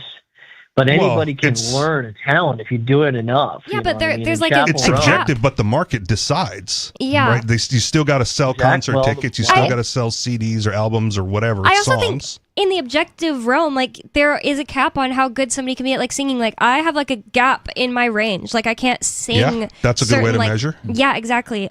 Or just like sure. I mean, well, here's a good example. I mean, a lot of people will say that Jim Morrison was a very talented vocalist, and surely he had a nice sounding voice in the sort of baritone range. Mm-hmm. But if you really want to be real about it from a musical perspective, he only had a vocal range of maybe an octave and a half tops. You don't have to have a perfect vocal range. That's not like the only thing. Right. Well, I'm just giving an example. That's what I'm saying. I mean, there's a lot more people that can sing than famous singers. It's all sort of subjective. And the Doors is still like one of the greatest selling bands of all time. He just wrote songs that he didn't require a high-pitched voice. I don't think that's really... It was the whole persona, though, and the showmanship. The unpredictability of his shows. You know, what's he going to do tonight? That sort of thing. Well, look. By the way, I'm not actually even ripping on it necessarily. I mean, I love the Doors, man. Richie, I think you do have a point that the free market certainly will decide. Yeah. But at the same time, of course, I mean, that's Sony record. I think what he's Sony saying Music Group about they having to have a like good personality, I think is just like exactly what the problem is with like why we don't like Chapel Roan. It's like she literally can sing. It even seems like she's like okay at songwriting, but her personality is ass. No one likes her. I really dislike her, and that's why she's kind of like flopping when she was like doing really well when her songs just came out and everybody just heard about her. But then her personality dropped, and everybody's like, wow, this lady sucks, and her next couple singles really flopped. Well, I would actually still love to be the guy that takes a beautiful young woman and brings her into the studio, writes all the songs. You'd have to have has talent. her The Harvey Weinstein of the music beautiful industry. feminine voice. Well, look, I mean, I've written some pretty amazing songs. Just even on my guitar and as a male vocalist, I've written some very good songs. I mean, me in high school, I mean, you trust me. Just trust me. I've written some good songs in my day. Now that I've got the computers and the MIDI controllers and Reason and Machina and all those things on my side, I mean, I'm basically an unstoppable I feel like you've force. been saying like you'd like to But- do this for a while, but I've never seen you take any steps towards doing Just it. record and put it on YouTube, man. Well, Get well, discovered. Bonnie, you're Trust not but here verify. to see it, but that's the point that I'm making is I actually, I wouldn't mind necessarily being the one that turns the girls into industry plants. Would I mean, anyone certainly, mind that? I mean, It's mighty big of you to provide your look, service it's a- like that, it's to a- offer it into the it's marketplace. a highly profitable business model. Well, do and it, man. I think that, and look, it clearly creates a lot of value for the free market, and I don't I think you have mind to taking have money advantage already. of now, intellectual. now that the remodel on his and I bathroom is done, believe- up next is the casting couch. I think you have to have money already. Like that's part of it. Like you can't just be like, I want to be a star. Let me go talk to some like middle class man to make me a pop star. It doesn't make any sense. Like that doesn't. Well, it's not. I mean, you don't have to necessarily start. I mean, there are a lot. Look, I mean, there are a lot of. I mean, look at Phil Spector, for example. I mean, some of the greatest music producers of all time. Worked hard and then eventually filled the seat that I'm talking about, specifically through their hard work and smart business decision making. So what have you And been look, doing I don't in the mean realm? to sound like it. Thank look, you, I don't Bonnie. mean to sound like an elitist, okay? But I don't mind taking advantage of, intellectual property law, which I believe in, using it to my advantage to build up a huge catalog of songs of pretty young vocalists, sending them on tour and reaping the rewards on the other side due to my ownership of copyright. You have to have money to send Sounds like someone on tour. Like, are you saving up? Well, I mean, you have to have money, but on the other side is a huge return on investment. And by the way, Well, put together a business plan, man, and go get a business loan and register your talent Well, I don't agency even need that. LLC. I mean, you only need to. You only need to start right away with that. Or if you do, I mean, it might even be wiser to go just get a job at Sony Music, and then you don't need any business loan. They just hire you to do it. So I feel like they'd be looking for again, someone with I'll- talent and experience, not a dude No, named I'm sorry, Turd. what? And from I feel like Sony Music is looking for someone with talent and experience, not a dude named Well, like Turd who? from He's Shrewsbury. like 40 at least. I'm not 40. Oh, okay. What's wrong with being 40? Honestly, I Yeah. thought that. Well, I'm just saying It's not a liability, man. It's just the fact that he hasn't actually had any experience and he's 40. You see what I mean? Like you're just deciding you're just Any gonna experience get of into what? it. No, you can start any time, but you got to work your way up. Yeah, that's probably true. Well, any experience? Any experience of what specifically? Like sending someone on a tour. Like what do you have? What If kind you've of written background do all you have these for that? great experience songs, in like that. where's I the have experience in portfolio? sending people on tours. Okay. Look, there's a lot you guys don't know about me. Who okay? did Look, you send I'm, on like, tour? for- Like how did you do for the that? What do you people mean by that? listening, Well, I'd have to give you the band names of the people that I've worked with over the phone, which I'm and on you can make it nationally up. syndicated radio. Which You don't I have to don't tell know us if the I'm names. Just necessarily- what did you do? You made appointments for them, or what's the word? Got the gigs or whatever for them. Yeah, did I contract dates for them and things like that? Well, yeah. I mean, I did that and not only once. that. So, I mean, I've actually been on the tours with a lot of these people and done the marketing and even not only that, all those things plus run the sound for them in several cases. Look, I'm a little bit more experienced in this stuff than I think you guys even know. Okay, and again, I was just about to get to this, but. From your guys' perspective and for the people listening, I'm just a voice on the radio. But, I mean, you can't necessarily see or know all the things that I've done the last 2 decades that closely coincide with what we're talking about here. And by the way, I did go to media school also. Yeah, but didn't you just specialized in close down your business that was for PR or online social media stuff? my digital marketing business? Yeah, I closed it down like a year or so ago. And remember because, the trolls were trying to get you to yeah. post any proof that you made money and you wouldn't do it.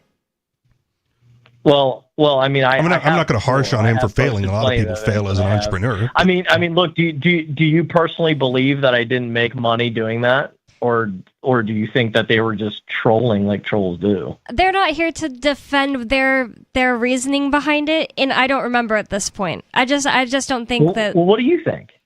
I just honestly I don't know. Like, I just remember you wouldn't show proof, and that makes people wonder. Well, I mean, I had showed proof. I mean, I've shown literal proof from my Square account of me charging my clients for thousands of dollars, and that wasn't good enough for the people that you think are trolls yourself. Were those people like music related? Did you actually like make any you charged them, but did they actually? Well, in that chat, wait. Besides me, what people in that chat do you think have made money off of recording music and doing anything in the music industry? None of them, of course. Honestly, I don't know, because those people are way more what's the word? Anonymous.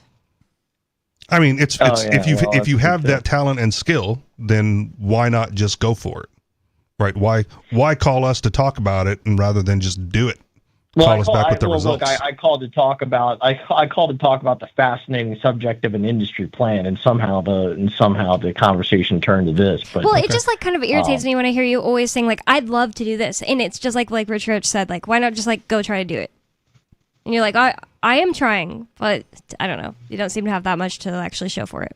Well, I mean, he's got the entrepreneurial spirit, right? He ran the digital marketing, whatever. I don't care how successful you were, but that's more than most people do. Right. So if you've got it in you to just, take a risk and start it, why not just take a risk and start it in the industry that you're already passionate about? I don't think you could live in Pennsylvania either. I mean, yeah. No, he said in the past he's willing to move to California, but he wants to get the job and then make the move and kind of doing it out of order. Yeah, I think that's out of order because I think that people would want you to actually live there and be able to get to know them and stuff like that. Like, I honestly don't think you could just live in Pennsylvania. You got to move to California and start schmoozing. Yeah, and then all of a sudden Sony Records is like, this guy we like his song. I'm sure people make just as good. People make good music online and it doesn't go anywhere. You know what I mean? People are good singers and they go out and sing in New York City and no one ever discovers or likes them enough.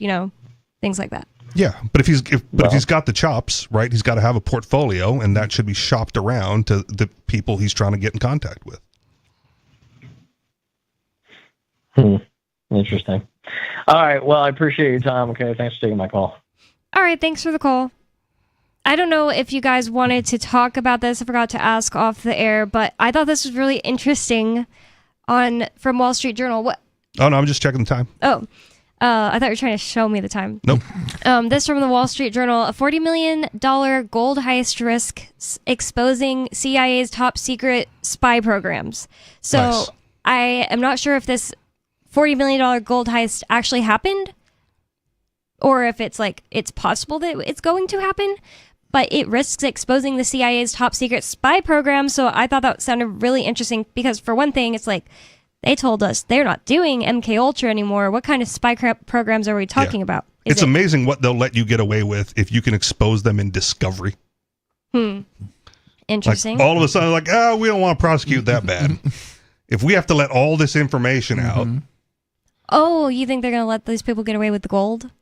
I mean, if they're going to prosecute them, they're going to well, how'd you get the information? In discovery right here, it shows the CIA program that's doing whatever it is that they're doing. They're not gonna do that, right? That's it's one of those on a smaller scale, like the sovereign citizen trick, right? If you get pulled over for speeding, you just go into court and you ask them all these questions about the radar gun or the laser gun, and they're going to have to give you manufacturing tech specs that's proprietary information, and they'll just let you go. And what most people don't do it because they don't know about it, but it works for us, and probably does in some circumstances because when was the last time your gun was calibrated? Who did the calibrating? Right. Oh, let's bring them to the witness stand. And they're we're not giving away that. Right. Yeah. As proprietary information, case dismissed. Yeah, I have no way to know if this had any weight on them, looking for a way to get out of my parking ticket.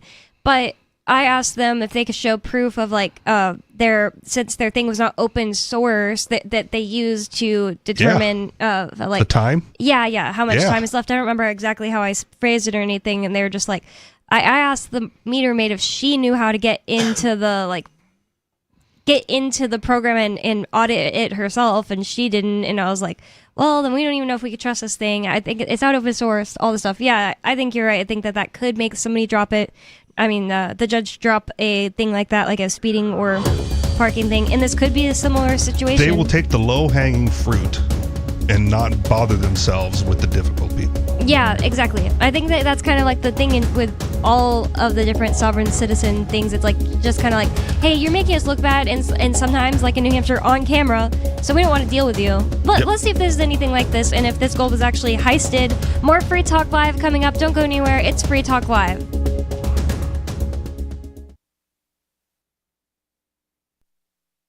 This hour of Free Talk Live is brought to you by Dash Digital Cash. Dash is the cryptocurrency designed to be used for spending. Rising fees have made Bitcoin useless for purchases, but Dash continues to have fees less than 1 cent per transaction, and its features ensure Dash is undefeated as the most useful cryptocurrency in the marketplace. From a technical standpoint, Dash transactions are irreversible, and its network is protected from 51% attacks by their Chainlocks technology. There's no need to wait for a confirmation before considering a Dash transaction complete, so it's great for merchants.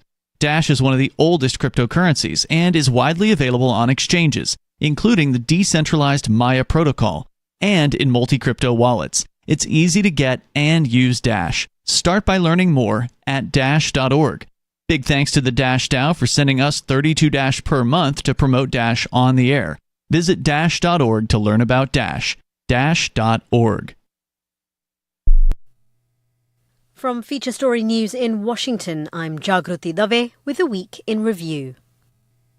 And this week, Qatar's foreign ministry declared positive progress in indirect talks between the United States and Iran in Doha, with mediators shuttling between the two delegations on issues tied to a memorandum of understanding. US President Donald Trump said denuclearization is moving along well, but Iran's deputy foreign minister said formal negotiations had not yet begun and working groups were still being set up.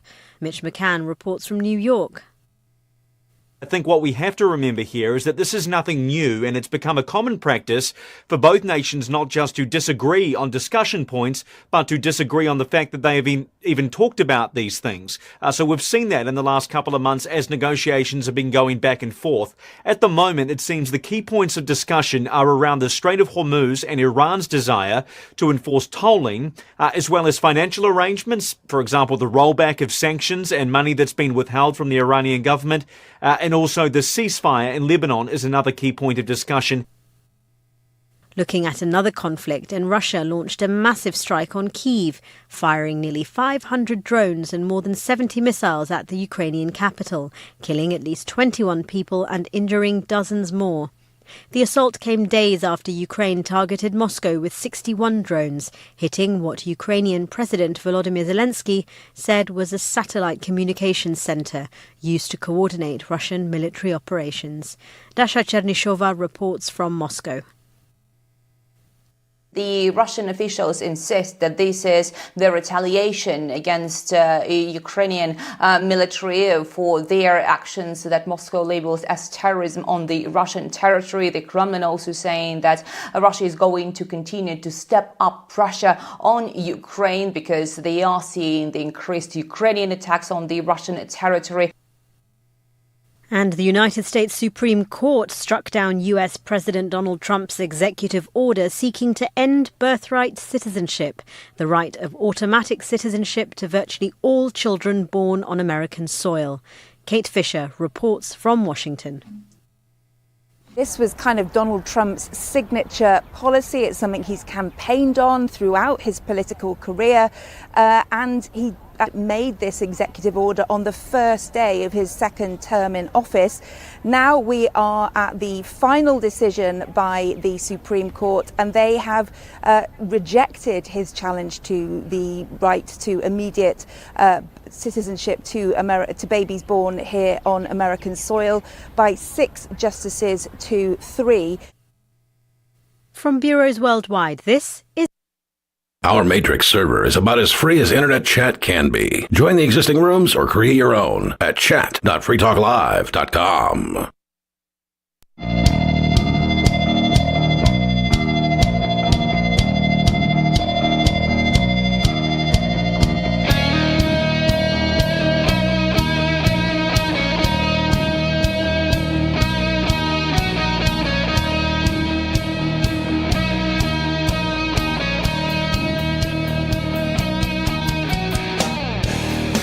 Free Talk Live, talk radio that you control, and you can call 603-283-6160. That's 603-283-6160. And if you're tired of the oppressive rules and moderation of the big tech social media sites, our Mastodon server at social.freetalklive.com can set you free. Mastodon is free, open source, decentralized, and federated. Multiple apps are available for iOS, Android, Windows, Mac, and Linux. That's social.freetalklive.com. With you on Free Talk Live tonight, you've got me, Bonnie. Kahuna. And Richie Rich. And this from the Wall Street Journal. Ian sent this to me, and he sent me stuff. He said he had a lot of really interesting stuff, so I want to get into this article from the Wall Street Journal before we get any calls, which you can call 603-283-6160. I think he has got like a club at the prison. He just gathers people around and just reads them news articles during the day. I don't know about that. Probably. Just the other day, he said... This one brought to you by Commissary. Oh, my God. Just the other day, he said that somebody came up to him and told him he looked like Jesus, and when they first saw him, they knew that he probably had a lot of spiritual advice for them, and he was probably very peaceful. And that's not the first person to say basically all those things in different ways to him. So I like that. That's cute and funny. The real Bitcoin Jesus. Sometimes they say he looks like Jesus. Sometimes they say he looks like Charles Manson. It's because he's grown out his hair and beard, if people didn't know that. And you can go to freeiannow.org to sign the petition, and hopefully your petition sign helps get Trump to decide to free him. He said, or he didn't say, I'm not going to say Trump said that, but there's been a rumor that Trump has been looking at freeing 250 prisoners for the 250th 4th of July celebrations. And also he said there's going to be a summer of celebrations, and he pardoned 11 people on July 3rd. So it's very possible he's pardoning more. You can go to freeiannow.org to check that out. And this from Wall Street Journal, a $40 million gold heist risks exposing CIA's top secret spy programs. It says 5 decades ago, 4 burglars broke into a billionaire's safe, setting off a chain of events that exposed and foiled one of the CIA's most ambitious operations against the Soviets. Oh, this isn't even news. This is like... I never heard of this. Yeah. But it's not news. It's an old story from like 40 years ago or whatever. So there's Decades nothing new ago. in it? Well, the sub headline said, veterans of the agency worry the case will compromise legitimate, highly classified operations against American adversaries. So maybe they're only getting around to a case about it now? That's crazy. Well beyond the statute of limitations. Or maybe it's that somebody else like, hey, I'm suing over this. I don't know, something I like guess that. we'll find out. It says now, Central I thought Intelligence... this was like a recent heist. You know, like Yeah, someone me too. just stole $40 million worth of gold. And that's why I was surprised I hadn't heard anything about it. Now, Central Intelligence Agency veterans are worried that another seemingly brazen heist... Oh, okay. So there is a new one. This time allegedly committed by a CIA official could expose another top secret program after authorities say the official walked out of his office with $40 million in gold bars. Maybe he was like, they There's won't no prosecute way me. he walked out of his office with $40 million of gold bars. Those things are heavy. Oh, okay. I see what you're saying. I just did the math. I mean, it's gold right now is about $4,200 an ounce. That's 9,524 ounces, which is 595 pounds. Whoa. Wheelbarrow. Okay. How do you say that? Wheelbarrow? Like, I doubt this, this CIA guy's a power lifter. It's not like he's strapped on 590. That would be a lot of weight. He didn't stuff his pockets with gold bars and threw on a big trench coat and tried to stroll out the door. So you're saying he's framed or something? No, I'm just Maybe saying he the had article help. might be slightly misleading when they use the term walked out of his office carrying 590 pounds of gold bars and no one took notice. However he did it, it's possible that he knew, like maybe he's like super smart and he just knew like they won't go after me because it will expose the spy program. Okay. Unless he's like in jail and we find out he got immediately like thrown in prison.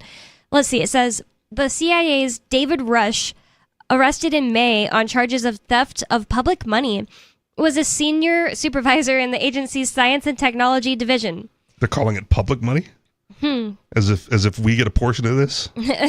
Well, according to Skeeter, I'm sure he'd say that we should. Don't summon him. No. I haven't talked to him in a while. Okay. That unit designs the spycraft tools agents used to intercept conversations, procured clandestine photographs, and communicate. Rush hasn't... It was a cloaking trench coat. Oh my gosh. Yeah, or it makes things float. Okay, all It's right. a ray that makes things float. All right. Rush... It's got an anti-gravity trench coat with 500 pounds of gold in it. All right. This is all plausible since we're talking about the CIA. Yeah, they Right. they have AI, and AI is so far advanced in the government's hands, or something that those people would say. Developed in Area 51. Exactly. He found the gig on Rent a Human. Steal 400 pounds of gold from the CIA. You get to keep half. Yeah, that's a good point. Maybe that's how it happened. Rush hasn't been indicted or publicly responded to the charges in court. It says he operated a highly classified intelligence program approved by Congress several years ago to use large quantities of cash to obtain critical information about American adversaries like the American public. No, just kidding. According to people... That would have sounded plausible. Exactly. According to people familiar with the matter, and held a rank that is the CIA's equivalent of an army general. It doesn't say the name yet. What the heck? Oh, wait, yeah, it did Rush. Something Rush. Rush. David Rush. That's kind of funny because Gold Rush. Gold Rush. Clever. David Gold Rush. Middle name Gold. David Gold Rush. The case has shown a spotlight on the way the agency conducts its business, and some former CIA officials said details of the legitimate clandestine operations he ran would inevitably surface. Legitimate clandestine operations? That's a little weird. Sounds like an oxymoron. What does that mean? Yeah, that's really weird. That's what it says. Yeah. The case echoes the circumstances surrounding a 1974 case of robbery at eccentric aerospace businessman Howard Hughes' office. Do you know who he is? I've heard the name. Yeah, sounds familiar. Howard Hughes? Yeah. Oh, yeah, he was, you're going way back. I mean, that's 50, 60 years ago. You remember the Spruce Goose? Remember that plane? The largest plane to ever fly at the time? Again, heard stories. Yeah. Yeah, this is like sounding familiar in a way. Very, I want to say at that time, again, this is a long time ago, multi-billionaire, one of the richest persons in the world at the time, yeah. But very eccentric. Are you Gen X? I am Gen X, yes. Are you Gen X? I am a Zennial. Oh, you're like on the cusp. That's what I would have guessed for you. Or Shennial, if you're Chinese. Yeah, I'm the end of the... Or peakless. It's kind of messed up because I'm the end of... Zennial. Never heard that term. Yeah, with an X. So they'll say Zennial, meaning, I'm on the cusp of X and... I gotcha. Millennial. But I had a conversation with Peakless Mountaineer. He didn't like using the Z sound. I don't either. It's like Shennial. I'm like, all right. Exennial or something, because you need your own totally different name, because I should be a Zennial, right? Because I'm on the cusp of Gen Z and Gen X, or Gen Millennial, so Zennial. Millennials, maybe, because the Z comes after? Well, the Shennial cusp is very specific. It's analog childhood, digital adulthood. We dialed phones and also played on, and later in life played on computers. But that's Gen X. I mean, that was true of me too. Yeah, that's true. But you guys became adults before the digital future really took off. Well, okay. I mean, CDs and stuff came out when I was in high school. Okay. So CDs is still... Am I adult? Yeah, not kind of, sort of. Well, getting there. How old were you when you had when you signed up for AOL? Oh, I was 7 when I signed up for Gmail. I was in my 20s. Or Yahoo. Probably early 20s. There you go. Yeah. How old were you? So already an adult. When you signed up for AOL? Or first email that you can remember? My first email was in college. Oh, okay. So Same here, yeah. Okay, so first time you signed up for a chatting thing online, like AOL or something. I skipped it. I had video games, but I was in high school when my younger sister, and when I was at my mom's house, they had AOL, and all I remember doing was messing with her signal by hanging up the phone over and over and over again until it drops. My God. Yeah. Like a practical joker. What the heck? But that was the thing. I didn't, the internet was around, but a lot of my college research papers, I went to the library and borrowed books. Mm-hmm. Yeah. Okay. Yeah. I feel I had a notebook in class, not a laptop. Remember the card catalog? Yeah. What is that? That's how you found what the book you were looking You go to for. a library and they have these like rows of little drawers yeah. with like cards in them. I think I did see and these. it was a Dewey Decimal System. Yeah. So you'd have to like look it up, and then you'd have to figure out where in the library is and actually go there. Yeah. Yeah. I don't think I can't remember honestly if I'm just like imagining it. I know I've seen it a million times on TV, but for some reason card catalog didn't the name didn't ring a bell. I don't even know if they have those anymore at the libraries. Do they? I have no idea. I don't go to libraries. I went to a library in Texas with my friend to bring her I kids pirate there. books online. They only had the laptops, and they've only ever had the computer. I meant to say computers, like desktops in my like schools, but maybe they did in elementary school. I don't know at this point. At one point, I was like anti-text message. I'm like, dude, just call me. It'll be a lot quicker. You call Wow. me. You tell me where you're at. Right? I love texting I'd have to like when I was a make the kid. phone call before I left the house, like figure out where we're going to meet up, when we get there, and then wait and hope nothing bad happens to him, right? Because there's no way to call him. Right. None of us had cell phones. Right, exactly. Go to the mall with your parents, like meet back here in the center. It's when the clock strikes 6:30. You don't get a ride home. And somehow we survived. Right. But but now if you call me, I'm like just pissed. Right? Like Yeah, I don't call know. me. Just send me a text. I don't want you monopolizing my time. See, that's just send me a text and I'll read it at my leisure. That's probably what make the difference between Zennials and Gen X. See, I have no problem. I mean, actually, I like talking on the phone in certain Yeah, situations. 'cause you're old. I prefer it versus texting. Yeah, but I can do both, man. I'm sure Yeah. you can. Yeah, I don't know. I feel like Gen X has never seemed that old to me, and I think I realized it the other day why. It's because I was Because you married one. oh well, there's that. That's true. Wait, is he? I can't remember right now. Oh, okay. He's close though. He might be on the cusp. He's He's 1980. definitely Ian's also on the cusp. He's on the cusp. Like yeah. the cusp, the Xennial Zennial thing is like 79 to 82. And I was gonna say, like Yeah. that I don't think any of this is a good way to determine what generation you are, because like there are all these like outliers. Like Ian, he had computers way earlier than most people born in like 1980, just because his dad like worked on computers. Yeah, and but he was, like, interested. his computer wasn't connected to the internet. It might have been. He had to dial into a chat room. Yeah, he had VBS yeah, and stuff. Yeah, he had to dial, but you didn't like dial in and then like go to any BBS you want. You dialed into like that specific BBS to get on, and then if you wanted to go to another BBS, they had a different phone number. BBS. I kept thinking it was VBS when he was No, saying that. BBS, But, Bulletin Board System. Oh yes, I have heard him say that. Yeah, I don't know. I'm just saying, like, I feel like lots of people like they didn't get any computer in their house period till they're older, because it's just like, it wasn't that Ian was like rich, but it was like what industry his dad was in. But then like if your parents were like rich, you got like a cell phone sooner, or all these things. It's kind of like, I don't know. My first computer was probably early high school, maybe elementary school, like middle school, because like they upgraded my dad's office and he was the manager, so they let him take some equipment home. Yeah. So I had like an old computer that they used in the office. I remember the first PC that came out. It was 1982-ish, something like that, 82, 83. Yeah. And my parents had a business, so like they got that. And then where I went to college was Did you say actually 82? Sorry. 82, yeah. Where I went to college was actually the first college in the country where incoming freshmen were. I mean, it was built into your tuition, but everybody got a desktop computer with a monitor, the old green monitor with a dot matrix printer.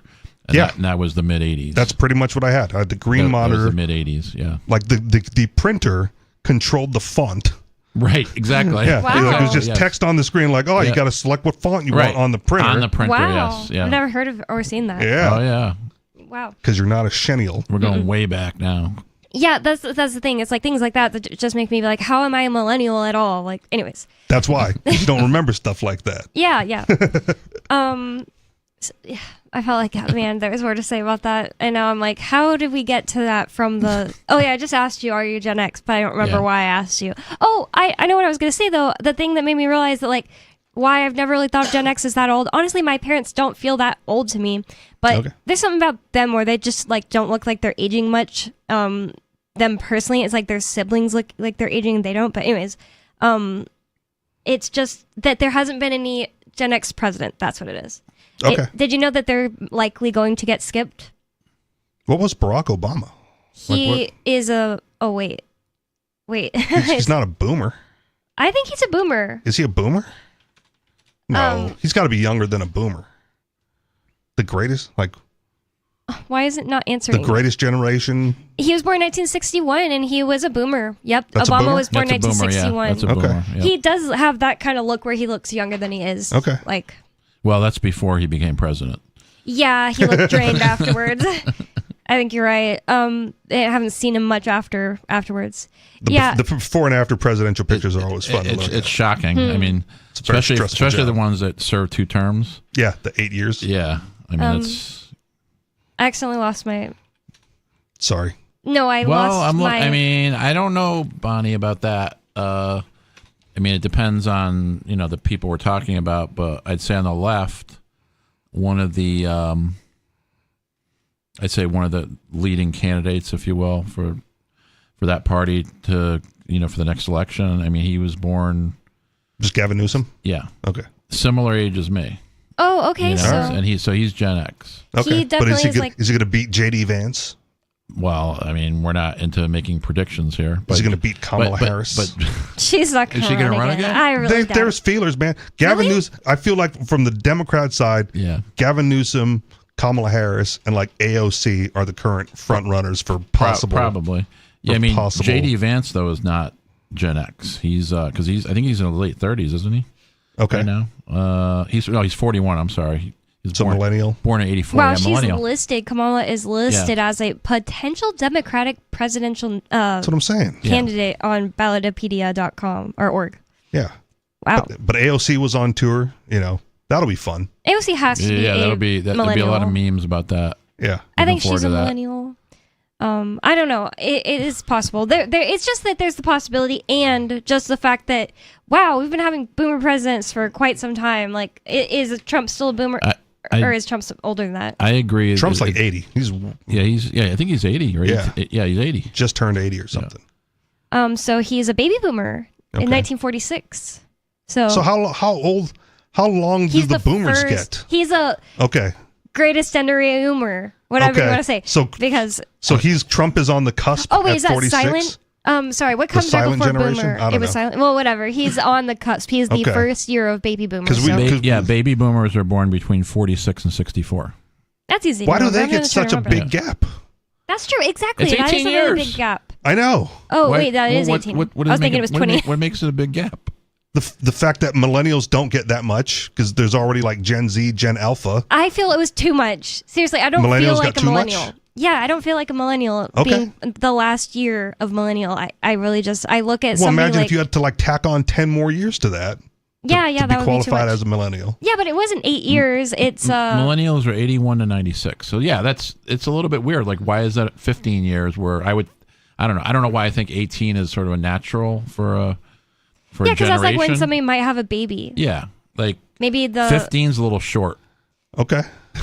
I think it's maybe they did cut it off because of like the world changing faster. Because like exponentially, if things are changing faster, if AI really is gonna continue to evolve into crazy things, then somebody born in 5 years might be very different than somebody born in 2010. Okay. Okay. Wait, I don't know what the math was there.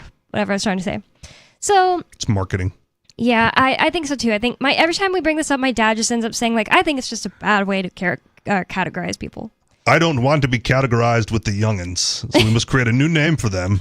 I don't really want to be categorized with Gen Z either. I just honestly think that I have more in common with Gen Z than millennial, but I've talked about this too much on the air, to be honest. I'd probably agree with that. So these people, or this guy, I'm kind of interested in knowing more about this guy that stole apparently 500 pounds of gold. $40 In a million. levitating trench coat from his office. Yeah, allegedly. Allegedly. Allegedly, according to Richie Rich. With his cloaking device. So it's like, I just never think about this. What are our CIA people, what are they into as far as spying currently? Because it doesn't feel like there's anything I don't know, like well, the then Iran they're doing thing. their job, man. Yeah, that's true. That's true. Did people feel like they were spies, like in the moment during the Cold War? Well, they probably did. They probably talked about that. If you take the movies for what they are, right, and like this is the only real thing you get. The CIA is intelligence operatives in other countries spying on those governments and sending intel back to the United States government so they can have plans of actions and know what to do. Right, the CIA is not designed to spy on Americans. That's the Department of Homeland Security. So, like, you don't know what the CIA is doing because they're doing espionage abroad. But the Department of Homeland Security has not been around for anywhere near as long as the CIA. I mean, that's a relatively new thing. Yeah, right. Which is why a new thing is like, oh, they're spying on us. Right, wasn't a real thing for a lot of these older generations because they were spying on the Russians or the Chinese. But of course, they were spying us. I mean, my opinion, yes. Okay. They might have been experimenting. Okay. Yeah. The MK Ultra and whatever. That's why, like, immediately when I saw spy, I thought, like, oh, is this gonna, like, it said top secret spy thing. I was like, oh, them creating super spies by messing with their brains. And then I was like, oh, wait, no, they do kind of more normal spy stuff, like 007 or whatever stuff. Or, the one senator, congressman, whatever, or politician that got busted because he like fell in love with a Chinese lady who turned into be like a spy from China. Yeah. Right? Like they show up, they integrate, and then you like, an off the cuff conversation in bed with your spouse, right? Like she's sending intel back to her home country. That's so creepy. Well, sure, but the United States has similar spies in other countries doing the same thing. It's just like feeling like you're like a Truman Show person, like you right? wake up and the person you married is we got the Chinese spy. intel. We know where the Ayatollah is going to be, and that's when we bombed them. Well, how'd they get the intel? Right. Yeah, that's the one thing I thought. I was like, oh, Iran is one thing that I could think of where it was like in the news recently we had spies. Eric Swalwell is the one you're talking about, right? I don't know. I don't remember the name, but if you just looked it up, I'll take your word for Eric it. Swalwell. Okay. It says the Federal Bureau of Investigations began looking into David Rush, the alleged gold heister from the CIA. Authorities said after the CIA referred allegations that he had filled false time cards. He had allegedly requested pay for time as a deployed Navy reservist, when in reality he had left the military a decade earlier. What? This guy's crazy. He's like really So they got him on wage theft in gold bars. Yeah. Whoa. I shall take my payment in gold bars. This really is like as like brazen as they said. No direct deposit needed. I'll be collecting it on the way out. It says investigators with my trench coat. Yeah. Trench cloak. Maybe he stole this levitating trench cloak. Says investigators later discovered that, separate from the real national security project Rush was operating, he appears to have created a fake classified program. Whoa, a whole program! Known as a Special Access Program, people familiar with the matter said. The fake program was supposedly related to the continuity of government operations, the people said, which generally allow Washington to continue functioning in case of a catastrophic emergency. So that's crazy. Like the black budget. Why was it a fake program then? Yeah, I don't understand. Well, it was fake because he created it, pretending to be a real classified program. But it's crazy to think that like, one day we're sitting here on Free Talk Live talking about like, what do you think the money for the black budget? What do you think it goes to? What do you think it does? And in reality, it's like some CIA officer who's just like, they won't catch me, like creating fake programs that mean nothing, pocketing the gold bars. Well, and their stash boxes and expenses. It's got legitimate, quote unquote, legitimate uses. This kind of stuff really, it interests me just because it's just like, you just can't believe how incredibly wasteful this organization is called the government. It attracts parasites. It's just a group of parasites. And it's not surprising, really, but it is like they said, brazen and shocking. The lengths this guy went to steal from, technically, the American public. Because the government doesn't make their own money at all. They don't make profits. More Free Talk Live coming up. 603-283-6160. The new Netflix Gas lets users instantly inhale multiple seasons of TV shows. An area man is worried the nation's healthcare debate might be getting political, and a bullied 8th grader incorrectly thought classmates would leave him alone during a field trip to the 9/11 memorial. Don't mistake my kind, gentle tone for one of love or support. This is the Onion Week in Review. According to a report released this Tuesday, no one, absolutely no one, will ever stack up to your 8th grade boyfriend, Brian Bowden, who you dated for 6 weeks in middle school. A 43-page study from Stanford University confirmed that no other guy in your life will ever be as kind or caring as the 13-year-old who held your hand during the scary parts of Jurassic Park, who had that really cool chain wallet, and who bought you 2 pink carnations on Valentine's Day. The report added that while your current boyfriend does have a lot going for him, he will certainly never cut class with you to listen to the dead Kennedy's Frankenchrist on a Sony Discman. Brian used to do that with you. He used to do it all the time. This is the Onion News Network. Eleutheromania, the insatiable desire for freedom. We have been enslaved for all our lives. It's the new 3-song heavy metal EP from Captain Kickass. Available now on your favorite music app or get it directly from CaptainKickass.com. If you want to know the latest about Free Talk Live before we go on the air, all you need to decide is how you want it delivered. It's your choice. Visit news.freetalklive.com to receive our usually weekly news updates by email. Plus, we have a Twitter account at twitter.freetalklive.com, and you can follow us on the decentralized Mastodon platform at toot.freetalklive.com. So please follow us at toot.freetalklive.com and sign up for our emails at news.freetalklive.com. You're listening to the live edition of Free Talk Live. Hour number 3 is next after the news here on the Liberty Radio Network at LRN.FM. From Feature Story News in Washington, I'm Jagruti Dave with a week in review. And this week, Qatar's foreign ministry declared positive progress in indirect talks between the United States and Iran in Doha, with mediators shuttling between the two delegations on issues tied to a memorandum of understanding. US President Donald Trump said denuclearization is moving along well, but Iran's deputy foreign minister said formal negotiations had not yet begun and working groups were still being set up. Mitch McCann reports from New York. I think what we have to remember here is that this is nothing new, and it's become a common practice for both nations not just to disagree on discussion points, but to disagree on the fact that they have even talked about these things. So we've seen that in the last couple of months as negotiations have been going back and forth. At the moment, it seems the key points of discussion are around the Strait of Hormuz and Iran's desire to enforce tolling, as well as financial arrangements, for example, the rollback of sanctions and money that's been withheld from the Iranian government, and also the ceasefire in Lebanon is another key point of discussion. Looking at another conflict, and Russia launched a massive strike on Kyiv, firing nearly 500 drones and more than 70 missiles at the Ukrainian capital, killing at least 21 people and injuring dozens more. The assault came days after Ukraine targeted Moscow with 61 drones, hitting what Ukrainian President Volodymyr Zelensky said was a satellite communications center used to coordinate Russian military operations. Dasha Chernyshova reports from Moscow. The Russian officials insist that this is the retaliation against Ukrainian military for their actions that Moscow labels as terrorism on the Russian territory. The Kremlin also saying that Russia is going to continue to step up pressure on Ukraine because they are seeing the increased Ukrainian attacks on the Russian territory. And the United States Supreme Court struck down US President Donald Trump's executive order seeking to end birthright citizenship, the right of automatic citizenship to virtually all children born on American soil.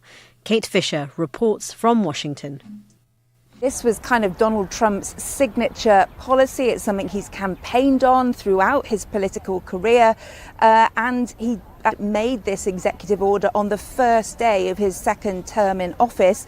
Now we are at the final decision by the Supreme Court, and they have rejected his challenge to the right to immediate citizenship to babies born here on American soil by 6 justices to 3. Japanese Prime Minister Sanae Takaichi wrapped up her first trip to India this week as leader by signing 16 agreements with her Indian counterpart, Prime Minister Narendra Modi. The deals spanned defence, artificial intelligence, semiconductors, critical minerals and energy, with Japanese companies committing around $12.5 billion in new investment.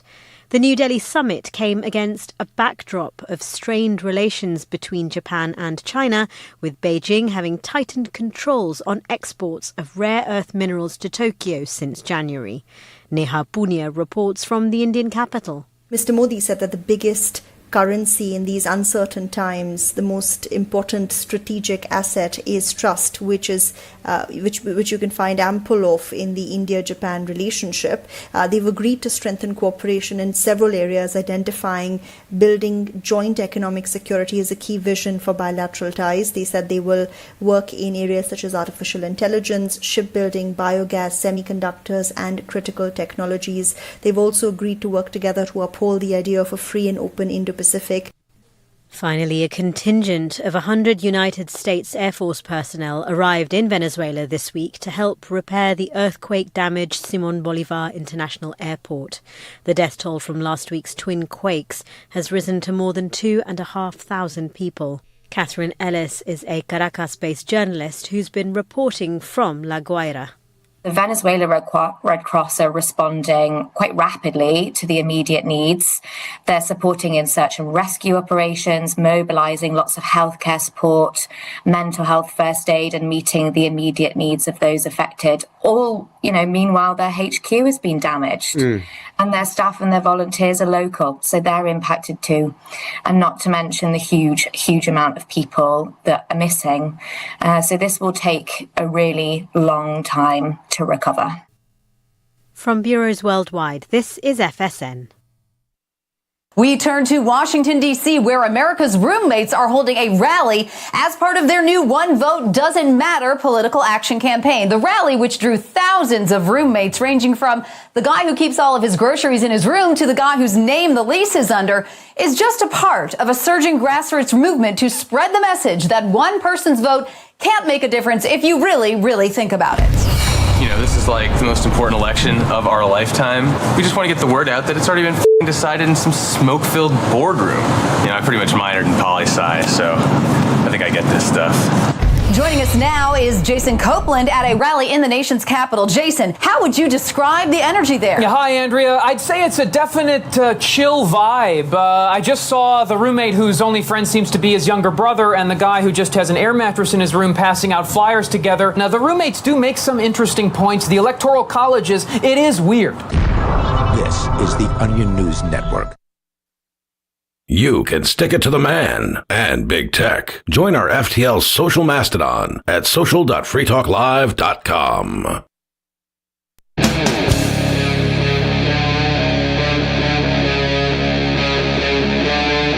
Free Talk Live.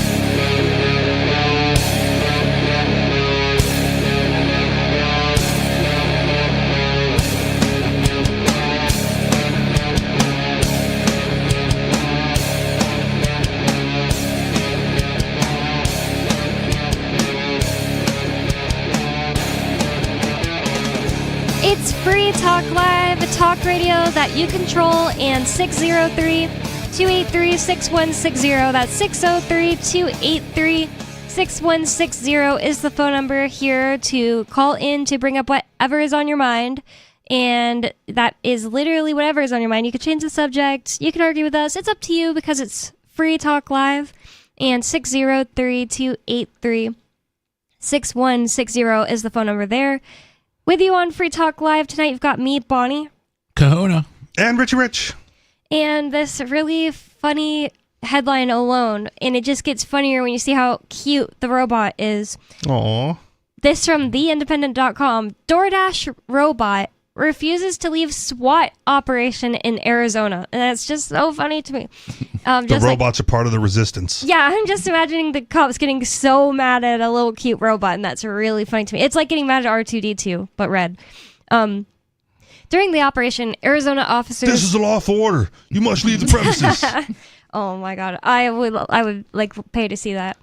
During the operation, Arizona officers... Some rookie shows up and tases it. Oh my gosh. Well, that could short-circuit it or something. Then it's definitely not going to leave.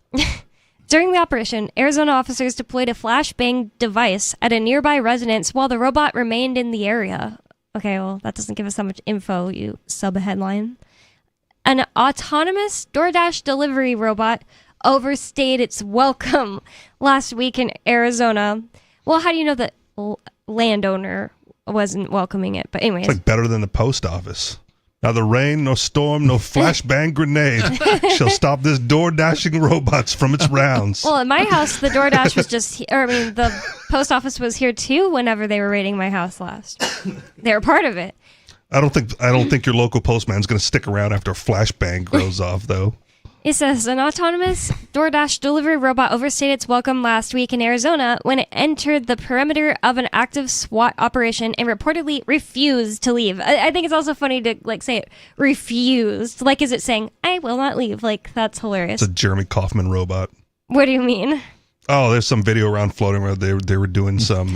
Oh yeah. They were doing some police activities around his neighborhood, and he's like, "I'm just in my neighborhood. I'm just trying to find out what's going on. Like, go that way. Is that a lawful order to go that way?" And then they arrested him. Yeah, I guess he's done that multiple times now because there's a more recent video where they're trying to trespass him, and he was saying, and one cop was saying, "Give us your ID," and so he was putting his hand in his pocket. Take your hand out of your pocket. Yeah, and they were saying, "Take your hand out of your pocket." That was for an incident at Market Basket. Oh yeah. Yeah. Really? Yeah. He was there to be a DoorDash delivery. No, I'm just kidding. It says the fully electric compact robot known as Dot was en route to complete a food delivery in Chandler, which I guess is in Arizona around If I Phoenix. don't complete my delivery, I don't get paid for the route. Yeah, exactly. Like the robot on... What is up with me like referencing all these cartoons tonight? It's actually kind of weird, but the robot on Rick and Morty that's like, if I don't give you the butter, like I don't serve my purpose. But then it gets sad because its only purpose is butter, handing people the butter. Anyway, so it's like an autonomous toaster. Exactly. So it was en route to complete a food delivery in Chandler on June 15th as police investigated a possible weapons-related incident near Ray Road and Hamilton Street. 12 News reports. It approached and drove through the scene where officers were responding to the situation.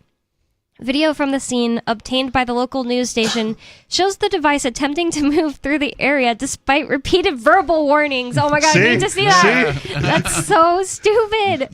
This is a lawful order. Turn around. That's hilarious. Stop resisting. That's so funny. Oh my god. Oh, okay, so... verbal warnings from law enforcement to turn back. Tase you, bro. Seriously.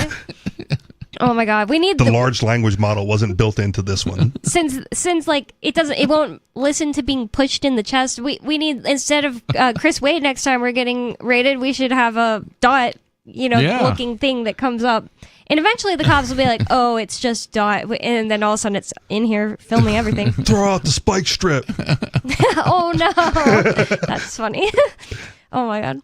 So it says, during the operation, officers also deployed a flashbang device at a nearby residence as Dot remained in the vicinity. With no driver present to intervene, police contacted DoorDash for assistance. The company sent a technician to the location, and the robot was later removed from the scene and transported away in a box truck. Please hold. An Indian will be with you shortly. Whoa, I wonder if it was delivering to the people getting swatted or like the neighbors. That would piss me off if SWAT got my DoorDash delivery like almost there and then turned around. Good luck claiming that one. Yeah, exactly. I don't know. So a DoorDash spokesperson told The Independent in a statement, "Our robot behaved as designed, stopping and waiting safely while authorities managed the scene. And we're grateful to the Chandler Police Department for their professionalism." Can you hurry up and shoot that guy? I'm getting hungry over here.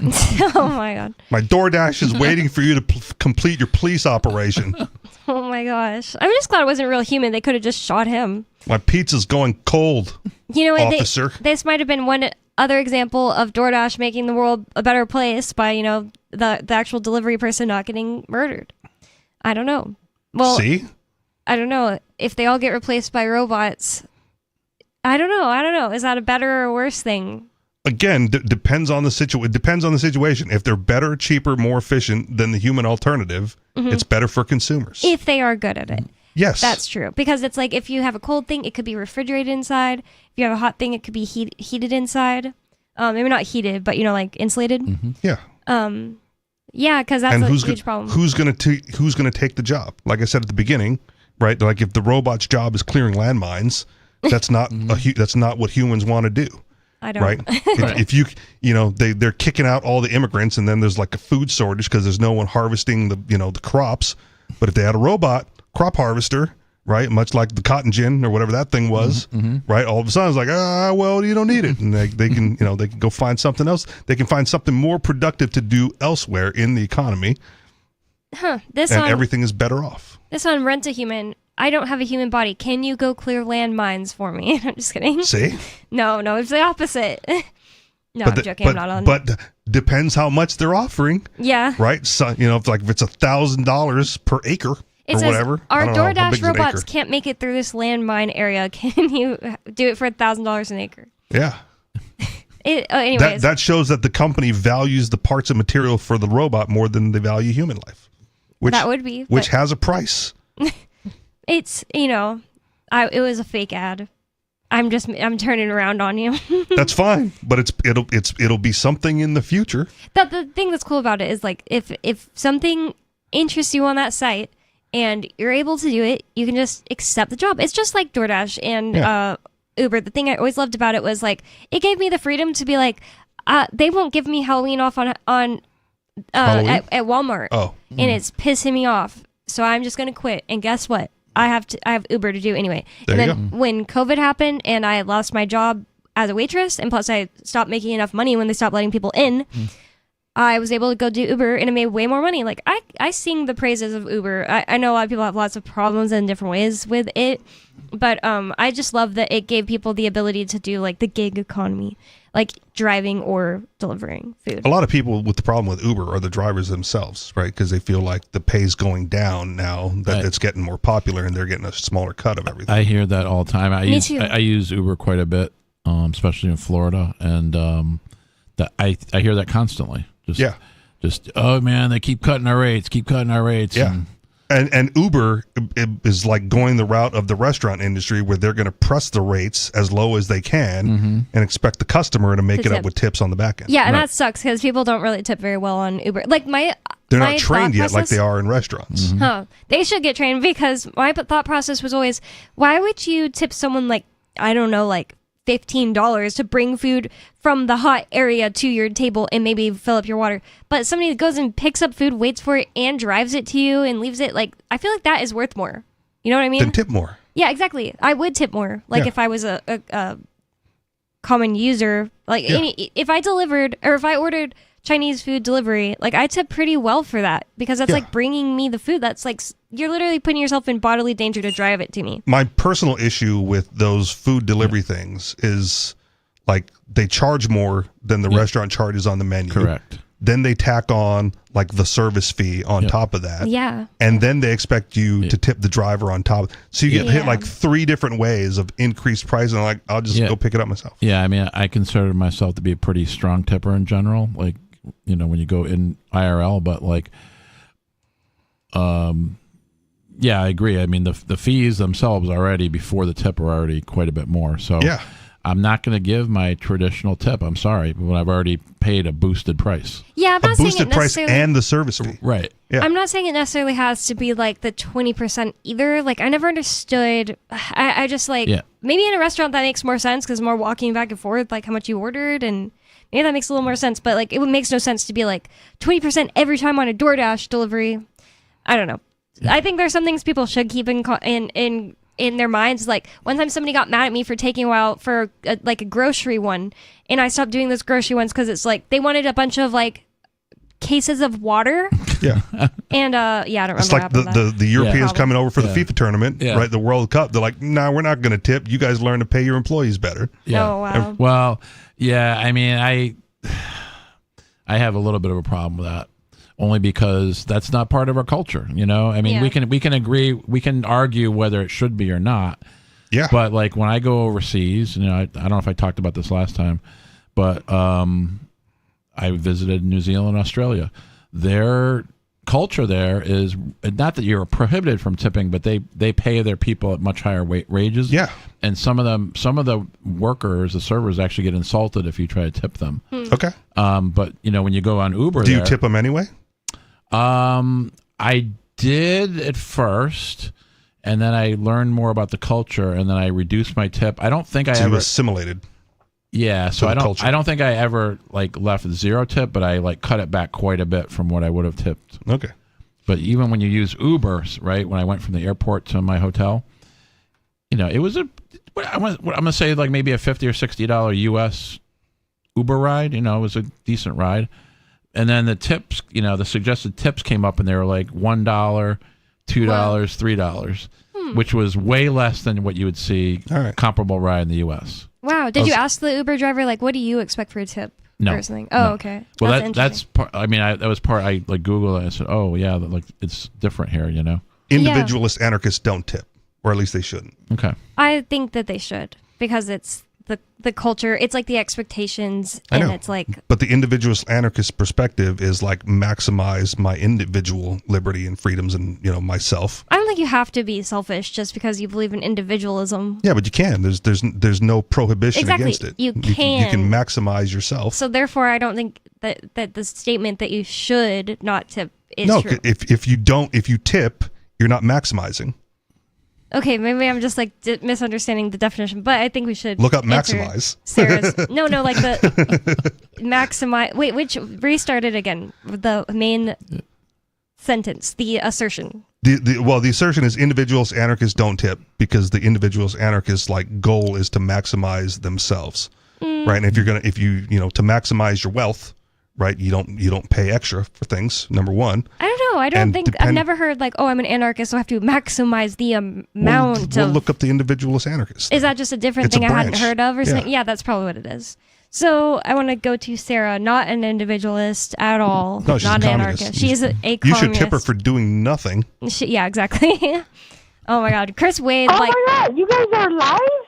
Am I on? Yes, Sarah. What's on your mind? Sorry, I didn't actually introduce you. Oh, you know what? I thought you were pre-recorded because it's 4th of July, That was yesterday. Just yesterday. Guys, But you called in.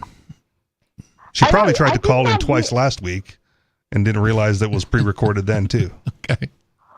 yeah, I didn't get any pickup at all. I think for She the doesn't last listen to two the show. calls. So I don't know. I thought you guys were going to be quitting your show altogether, but I'm glad you're not. Is it that bad when I'm not here, Sarah? Well, I just wanted to bring up, when I was doing the Get the Vote Out, they were telling me, oh, what did you think about Donald Trump? He signed an executive order. Remember, he was going to stop all absentee ballots? No. And you know what? People were panicked. They're like, oh, he signed it. It's going to happen. We're not going to have any absentee ballots at all. And I'm just look at him oh, Who fair. panics about I would that? check that. I don't know if that's as factual as it sounds. Right? He was definitely opposed to mail-in ballots, and there's a problem in I think California right now where their Supreme Court or their court system is allowing them to count votes after the election day that come in after the mail date. That was my understanding of the. There was a recent decision that came down. Yeah, it was. I mean, I'm paraphrasing, but I think it was all about the fact of ballots that arrived after election day. That arrived. Yeah, that's where he had the problem. Right. Because but absentee ballots, if you're going to, as legitimate as the voting system is, has a legitimate function, especially for, military personnel who are overseas and are allowed to vote. Correct. Wow, it seems like the executive order went way too far in what it was trying to do too. It says the executive order issued in March 2026 unlawfully, now declared by the federal court, unlawfully attempted to seize control of elections by ordering the Department of Homeland Security to compile a list of U.S. citizens and by directing the U.S. Postal Service to restrict mail voting. So first it was going to have to compile a list of U.S. citizens, probably using Palantir or something, and then say like, hey, look out for these people trying to mail in a vote. But please, you know that this got appealed to the Supreme Court already. That's what I'm saying. Yeah. He signed it, and it went to the Supreme Court, and it got voted. They got voted down. So what federally right now, you are allowed California, if it's postmarked, if the postmark gets it before or on election day, they will count it up to 1 week afterwards. Yeah. And somebody told me that you could actually write in the date when you put it in the mailbox, and they will accept that. No, the post date is completely different than whatever date you write on the form. Right. And there, I mean, I heard this recently. I forget what the news source was, but what Richie Rich just said. But I want to say they even talked about maybe even abolishing the postmark date at some point, which would be, when does the election end? Well, exactly. That's what that seems dumb. That's what part of the discussion was. Okay. You know, it's like, okay, you just assume that this current structure is indefinitely in place when there's a good chance that it probably will not be. Yeah. Well, I mean, if you abolish the postmark date, then it's just whatever's there is there on election day. Correct. Yeah. But I think that's what I think Trump was trying to. That's what he was asking for. Okay. Basically, he's like, look, as long as it gets there by election day, because it is election day. That was his argument, as opposed to the sort of this very squishy, nebulous thing that I think some states may even not have any. I don't know if some states have no explicit end date. I don't know if that's true or not, but it varies. Some states are 3 days or 5 days or 2 weeks. It varies. California, I think, is probably the worst. So this passed federally now. So our state, it has to be for right now. You have to mail it in like 7 to 5 days before, so it'll be there by election date. That's what Trump wanted. Yeah. He wanted to pass it to all of the states. You cannot count it after 7 days just because it's postmarked on election day. Yeah. I mean, here's the way I look at it. That argument, it's kind of like paying your credit card bill, right? Now, maybe in some cases there is a grace period. I don't know. Or paying your rent or whatever. I know some places are very strict about it. It's like the second it's a day late, man, you're paying penalties. So I think that's like the thought process. So, treat it like that, like paying a bill. It's like, get it in on time, however you're going to do it. Either go in person, pay it online, mail it in, but make sure you get it there. Leave some wiggle room so it gets there on time. I think that's the argument for those people who believe that. Our state, to stay past this, I think there's people, I've been advocating to have what California has. So New Mexico, we might get it. Because there's stupid people already, they really mail it a day or 3 days before, and they're like happy, they think it's going to get counted. And I'm like, no, it's going to get all thrown in the landfill. Believe me. This is probably an outlier situation, so I don't want to argue from the outlier. But like, what if your situation changes, right? You've got your mail-in ballot, whatever, because they mailed it to you. You're like, no, I'm going to go down to the polls and vote like a normal person because I prefer that. And then, you get into an accident or something comes up and you're whisked away in an emergency situation, right? And you're not going to be able to get to the poll, but you can still mail in your ballot, right? I just think it's funny in telling this sentence here. It says that suit against the lawsuit that they used to challenge this with the Supreme Court. Okay. So the people that want to cheat voting, that suit was filed by the League of Women Voters of Massachusetts. Makes me laugh. Honestly, isn't it the League of Women Voters that control the debates? I don't know. Is it just because apparently so. there's also just a women voters one? They've got a lot of power too. Yeah, because there's the League of Women Voters of Massachusetts and the League of Women Voters also. Okay. And a bunch of other people. I just thought that was funny. You guys want to ask Sarah anything else about this? Never. Her phone call started to sound really bad again. Distorted. So can't really. That's do that every time. her on speakerphone being too close to the microphone all the time. Thank you, Sarah, for the call. And you can call 603-283-6160 to get in on the conversation with us. Yeah, I don't know if there's really anything else to say about this DoorDash thing, but we have more funny stuff that Richie Rich brought in. Oh, this isn't really funny, but it's kind of weird and interesting. Let's do it. Dopamine websites are the internet. Oh, yes. Go ahead. Bleakest new obsession. Sounds bleak to me. It is.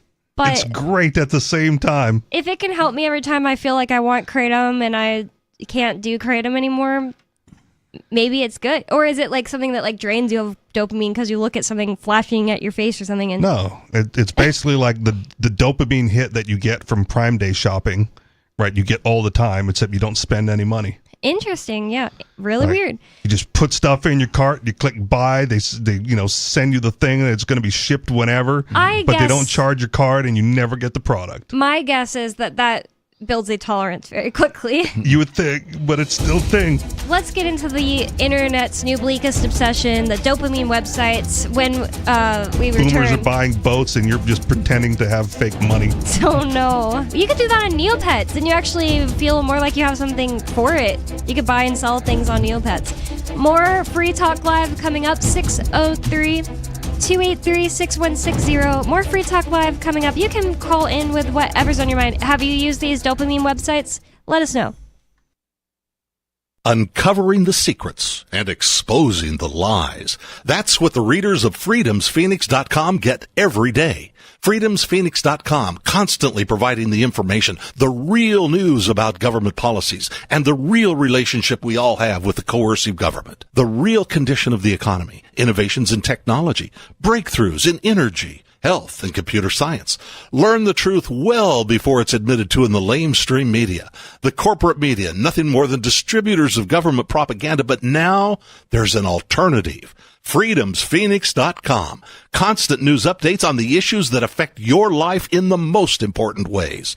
With liberty and property under constant attack, freedomsphoenix.com provides the understanding behind the propaganda, and it encourages the participation of its readers. Go to freedomsphoenix.com. That's freedoms with an S, phoenix.com. freedomsphoenix.com. The revolution between the ears has already happened.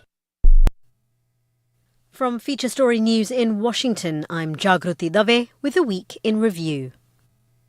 And this week, Qatar's foreign ministry declared positive progress in indirect talks between the United States and Iran in Doha, with mediators shuttling between the two delegations on issues tied to a memorandum of understanding. US President Donald Trump said denuclearization is moving along well, but Iran's deputy foreign minister said formal negotiations had not yet begun and working groups were still being set up.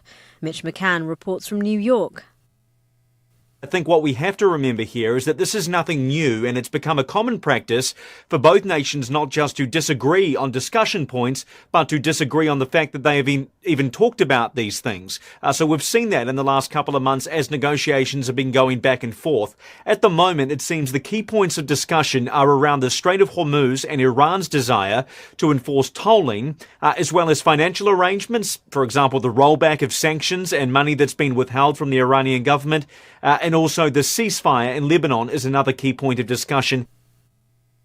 Looking at another conflict, Russia launched a massive strike on Kyiv, firing nearly 500 drones and more than 70 missiles at the Ukrainian capital, killing at least 21 people and injuring dozens more.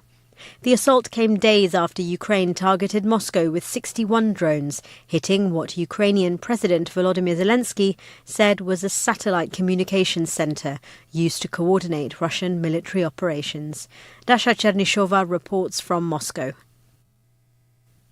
The Russian officials insist that this is the retaliation against Ukrainian military for their actions that Moscow labels as terrorism on the Russian territory. The Kremlin also saying that Russia is going to continue to step up pressure on Ukraine because they are seeing the increased Ukrainian attacks on the Russian territory. And the United States Supreme Court struck down US President Donald Trump's executive order seeking to end birthright citizenship, the right of automatic citizenship to virtually all children born on American soil. Kate Fisher reports from Washington. This was kind of Donald Trump's signature policy. It's something he's campaigned on throughout his political career, and he made this executive order on the first day of his second term in office. Now we are at the final decision by the Supreme Court, and they have rejected his challenge to the right to immediate citizenship to babies born here on American soil by 6 justices to 3. From bureaus worldwide, this is... Don't miss a moment of Free Talk Live. Get our archives daily via our podcast at feeds.freetalklive.com.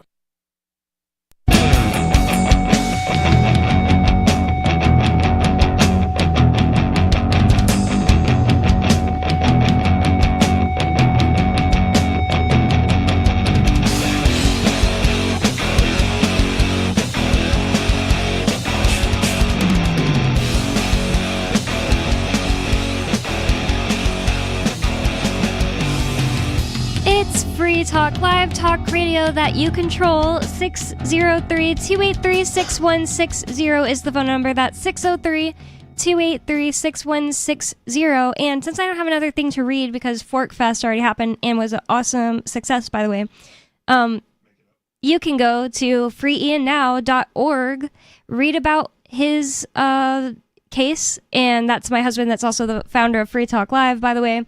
And you can decide for yourself if you want to sign the petition asking Trump to pardon him because of the fact that President Trump, there was a rumor saying that he might free 250 people.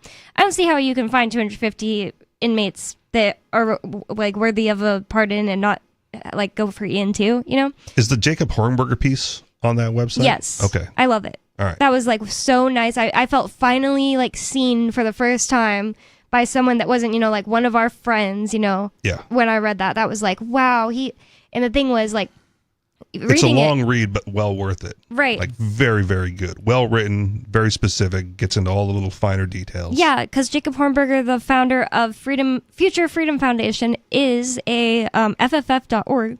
He is a lawyer, so he knows what he's like actually talking about. And you would think from reading it that he was like in the courtroom. No, he just read the transcripts. Yeah. I feel like that it couldn't possibly be a zillennial or anything or grow up with any this is not a Chat GPT write-up of the transcript. You couldn't have grown up with any screens in the room, much less be an iPhone kid to be able to read read a transcript. I feel like I couldn't do that if my life depended on it. But mostly Gen Z people are just going to upload it and be like, hey, can I get the Cliff Notes of this? Yeah. And that's what all our new lawyers are going to be from now on. Can you make a meme out of this so I understand completely what's going on in this case? Wow, that's hilarious. Maybe that's what's on the dopamine websites. So that's freeiannow.org if you want to check that out. But this is Free Talk Live, and you can call 603-283-6160 to get in on the conversation with us. And with you on Free Talk Live tonight, you've got me, Bonnie. Kahuna. And Richie Rich. And this from metro.co.uk. Dopamine websites are the internet's bleakest new obsession. Says we've lost... It's so bad, it's good. We've all lost track of time looking at homes we can't afford on Rightmove. I mean, I would say probably like Zillow in America. Maybe Rightmove is more of a UK thing. Yeah. Or browsing for what to watch on Netflix. The act triggers a release of dopamine in our brain, which is a feel-good neurotransmitter we all know of because of Jay Noon. He says all the time. That makes us crave a reward. In this case, that might be finding the perfect TV show to binge. So just the act of looking, that's actually true. When I think back, I'm like, is that true? Yeah, it seems true to me. Like, that's like kind of entertaining even just to look. The Chase. Yeah. I was never much of a channel surfer, man. I'd put it on I would put it on the channel that showed you all the TV guide. The guide. Yeah. The guide channel that scrolled. That's what you would watch? I would watch that until I found something worth watching, and I would go to that. But I didn't like click through, 30, 40 channels to find something. I think I did both. I just stayed on the guide. I love surprises. So, I feel like some people's brains aren't wired that way, but mine is. Like, you know how recently lots of kids love the thing where there's like 5 different toys that you could get. You open the egg, and it's a surprise which one you get. And you get a dopamine hit. It calls the loot box. Yes. Loot box, I love it. Loot box. If that was the thing when I was a kid, I would be like my parents, like they would hate me because It wasn't. That's why kids get in trouble, because they get the credit card from the parents and they click on those loot boxes on the video games. Oh, yeah. And the parents get like, oh, what, you spent $1,000 on Fortnite? How'd Yeah, that they happen? have it on video games too. The reason I know that, and I hate to admit it, but one of my guilty pleasures is Pokemon Go. That's So fine. recently, Brazil, the country of Brazil, banned a certain type of item that you can purchase in the app because apparently Brazil has a law against quote loot boxes or loot bags protecting their citizens for kids under 18 or whatever, 16, something like that. Okay. Wow, they really So- treat their so- people like they're idiots. Yeah, so that's the way I know about it. Well, it's Brazil. Side story. No, yeah, in Brazil. Oh, I don't know what I thought you were saying. That's mean. Yeah, I know. Whatever. Wait a second, aren't you Portuguese? That's not Brazil. Okay, yeah, not the same thing. That's the conqueror they do, of Brazil. They do speak Portuguese, though, right? Yes. Yeah, but a lot of them probably are mixed Portuguese. Yeah. Yeah. My lineage isn't Brazilian. Yeah, I know. It's the lineages from the conquerors of Brazil, Oh my god. much like English Americans. Oh no, let's not continue this conversation to get canceled. So back to the dopamine. I almost said boxes. The dopamine websites. Yes. It says that they're saying you'll get a dopamine hit even binging or browsing to binge a show. But now Gen Z has found a new way to experience that same rush with an online trend that originated in South Korea. Okay, probably is cool. They do cool stuff. South Koreans come up with good makeup and stuff and trends and stuff like that, and like interesting things. And like the toothpaste I use is a South Korean trendy brand. All right. They come up with cool stuff. So let's see.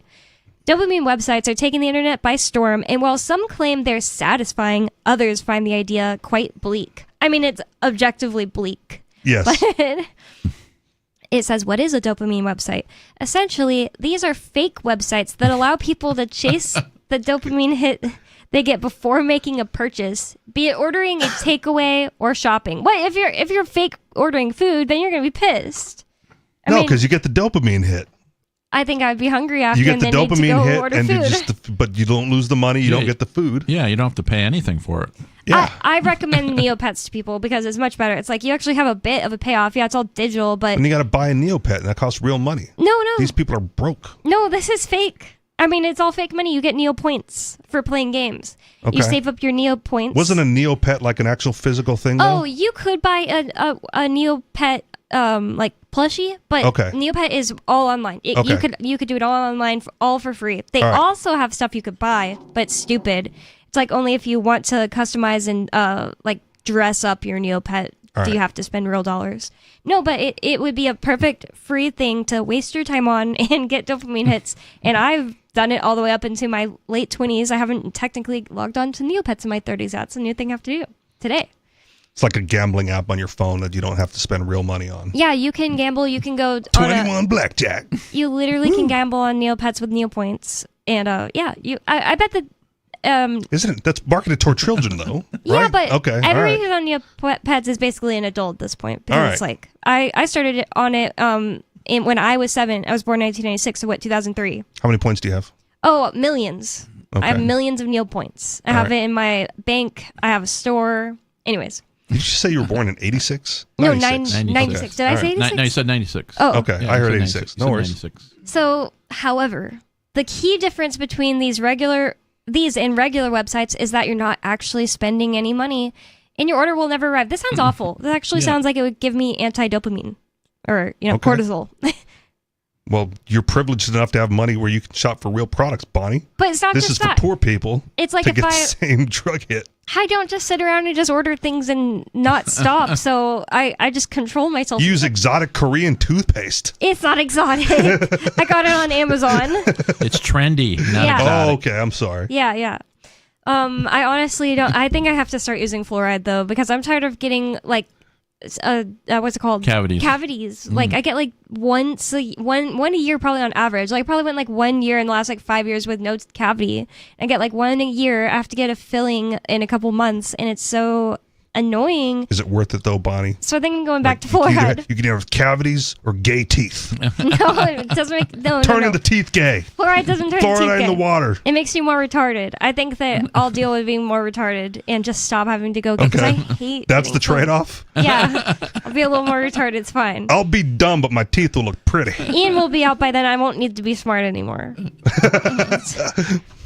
Anyways, it says the Love whole those pearly experience. whites. The whole experience of this website. I want to know the name of at least one website. But anyways, the whole experience is gamified from start to finish, allowing you to satisfy your cravings without indulging. For instance, one such website called Food Never Comes looks a lot like delivery apps such But Uncle as Sham does. Deliveroo or Just Eat. So you can tell this is not written in America.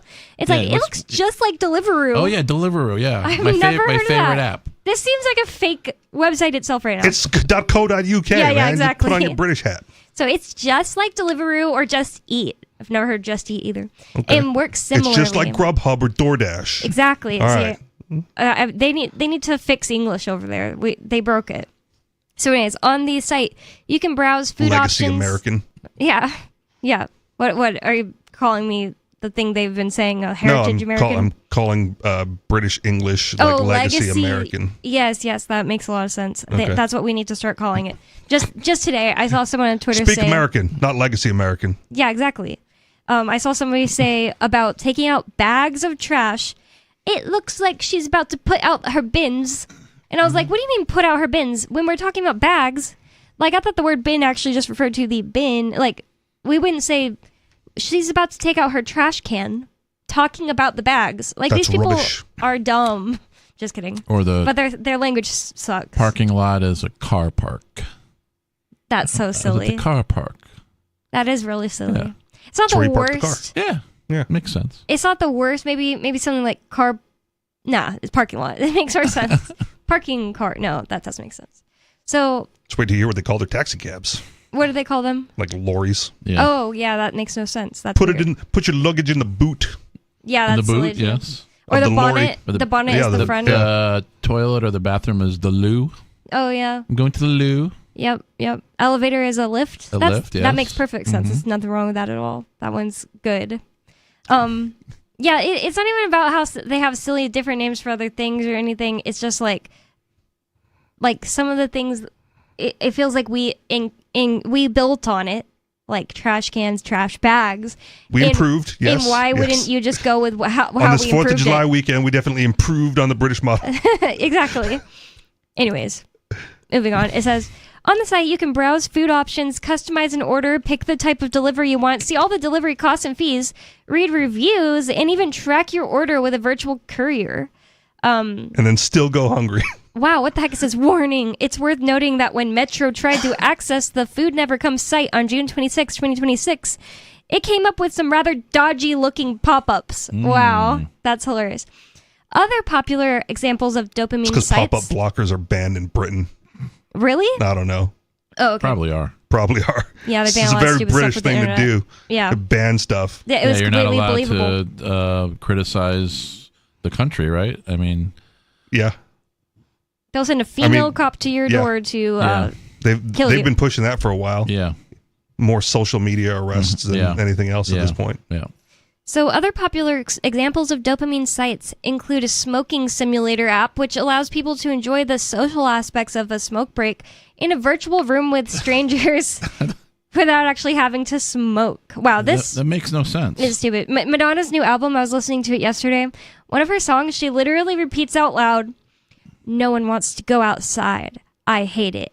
I don't like it. It's not good." I was just like, wow, that's pretty upfront about how she feels. Nobody wants to go outside. I don't like it. No one wants to go outside anymore. I don't like it. It's just like that's exactly what this sounds like. Oh, you can just simulate a smoke break with friends. It's ridiculous. There are also quiet spaces that simulate office life. One thing I'm thinking already is like, if you're trying to give yourself this dopamine hit because you want to quit video games, this is not the way to do it. That's one thing that you shouldn't. It's definitely not the way to do it. Yeah. Adjacent to this article that I found, and I didn't post it for the show prep, was like, there's a new video game on Steam called the Steam Summer Sales Simulator or something to that effect. It's basically Summer this. Sale Simulator. Right, because like Steam, the video game, Yeah. PC game company, puts out like, their summer sale, and it's like all these games on like really deep discounts, and then you end up with like 100 games in your library and no time to play it, but you got all of them for like $3 a piece. Right, yeah. Right, so like, well, instead of just blowing up your money and like wasting it, you buy this one game, you get all the dopamine hits of the Steam Summer Sale, right? But you don't get any of the games, but you don't spend any money. But you get that dopamine hit. That would definitely make you want to just go play some video games right after too. So that's not a way to quit. Definitely not. If that's what Well, yes, but go play the games you already have. Yeah, right. I'm true. guilty of this. I have way more games than I'll ever play. I collect them. They stay in the cellophane way too long because I only have limited amount of time, and I don't get to them all. And sometimes I go like, I'll play that one next. Something better comes along, right? And it just gets washed away. That makes sense. Darn, But if I had more time, right, I just go back and play all the old stuff. That makes a lot of sense to me. Which is probably in my future, based on like the recent gaming news of the all digital future. So far, I am not seeing how anybody could be actually genuinely drawn to these things. Like, at the very most, I'd say it seems like a short-lived trend. Like, not something that's going to be like, oh, everybody does it, forever. Or even for very long. Well, again, like it's for poor people. Is the economy going to turn around? Are the people who are doing this like going to suddenly get money to spend on actual food and actual video games or whatever? Actually enjoy it without actually receiving the product. Especially the food. Until you stop getting the dopamine hit. Yeah, that's what I'm saying. I don't think it'll last long. You'd continue to get the dopamine hit if you received a food. But then you're going to go through like dopamine withdrawals. Right, and what are you going to do to get your dopamine fix if you can't afford to actually get your dopamine fix? Go talk to people like Madonna said. No. Listen to Madonna. That's not going to happen in South Korea. What would Madonna do? Yeah, you're right. I think they're actually way more staying inside and stuff like that. Right. Well, it looks like we're getting a call. So let's see what is on Alu's mind. Alu in Virginia, you're on Free Talk Live. What's on your mind? Hi, thanks for the fastest ever pickup and see the radio. I just saw it popping listening. up. I'm very far behind, so I'm listening to an episode from ages ago, probably like a century ago before you were born. And Dave from New Mexico called in, and I think Stu and maybe Angelo or someone else was telling him he should file a complaint. I think Stu was telling him that Dave should file a complaint against judges who don't take his complaints, or court clerks or somebody. Oh, yeah. I was on that show. I know what you're talking about. Okay. Who's speaking? Angelo? Nope. Rich. Rich? Yeah, sorry. Okay, Rich. Anyway, somebody said, and I just wanted to correct the record, in all my experience and knowledge of legal stuff, if you bring any complaint to a court clerk, prosecutor, police, judge, anybody, they can easily throw it in the garbage. I don't think it's a crime. Also, the judge could dismiss it, and that's certainly not a crime, because that they actually do have authority to do. So to say that to file a criminal complaint, I think the whole thing is kind of overstated. Filing a criminal complaint doesn't mean anything. You can't press charges. You can ask a police or prosecutor to, investigate a crime because you believe a crime is committed.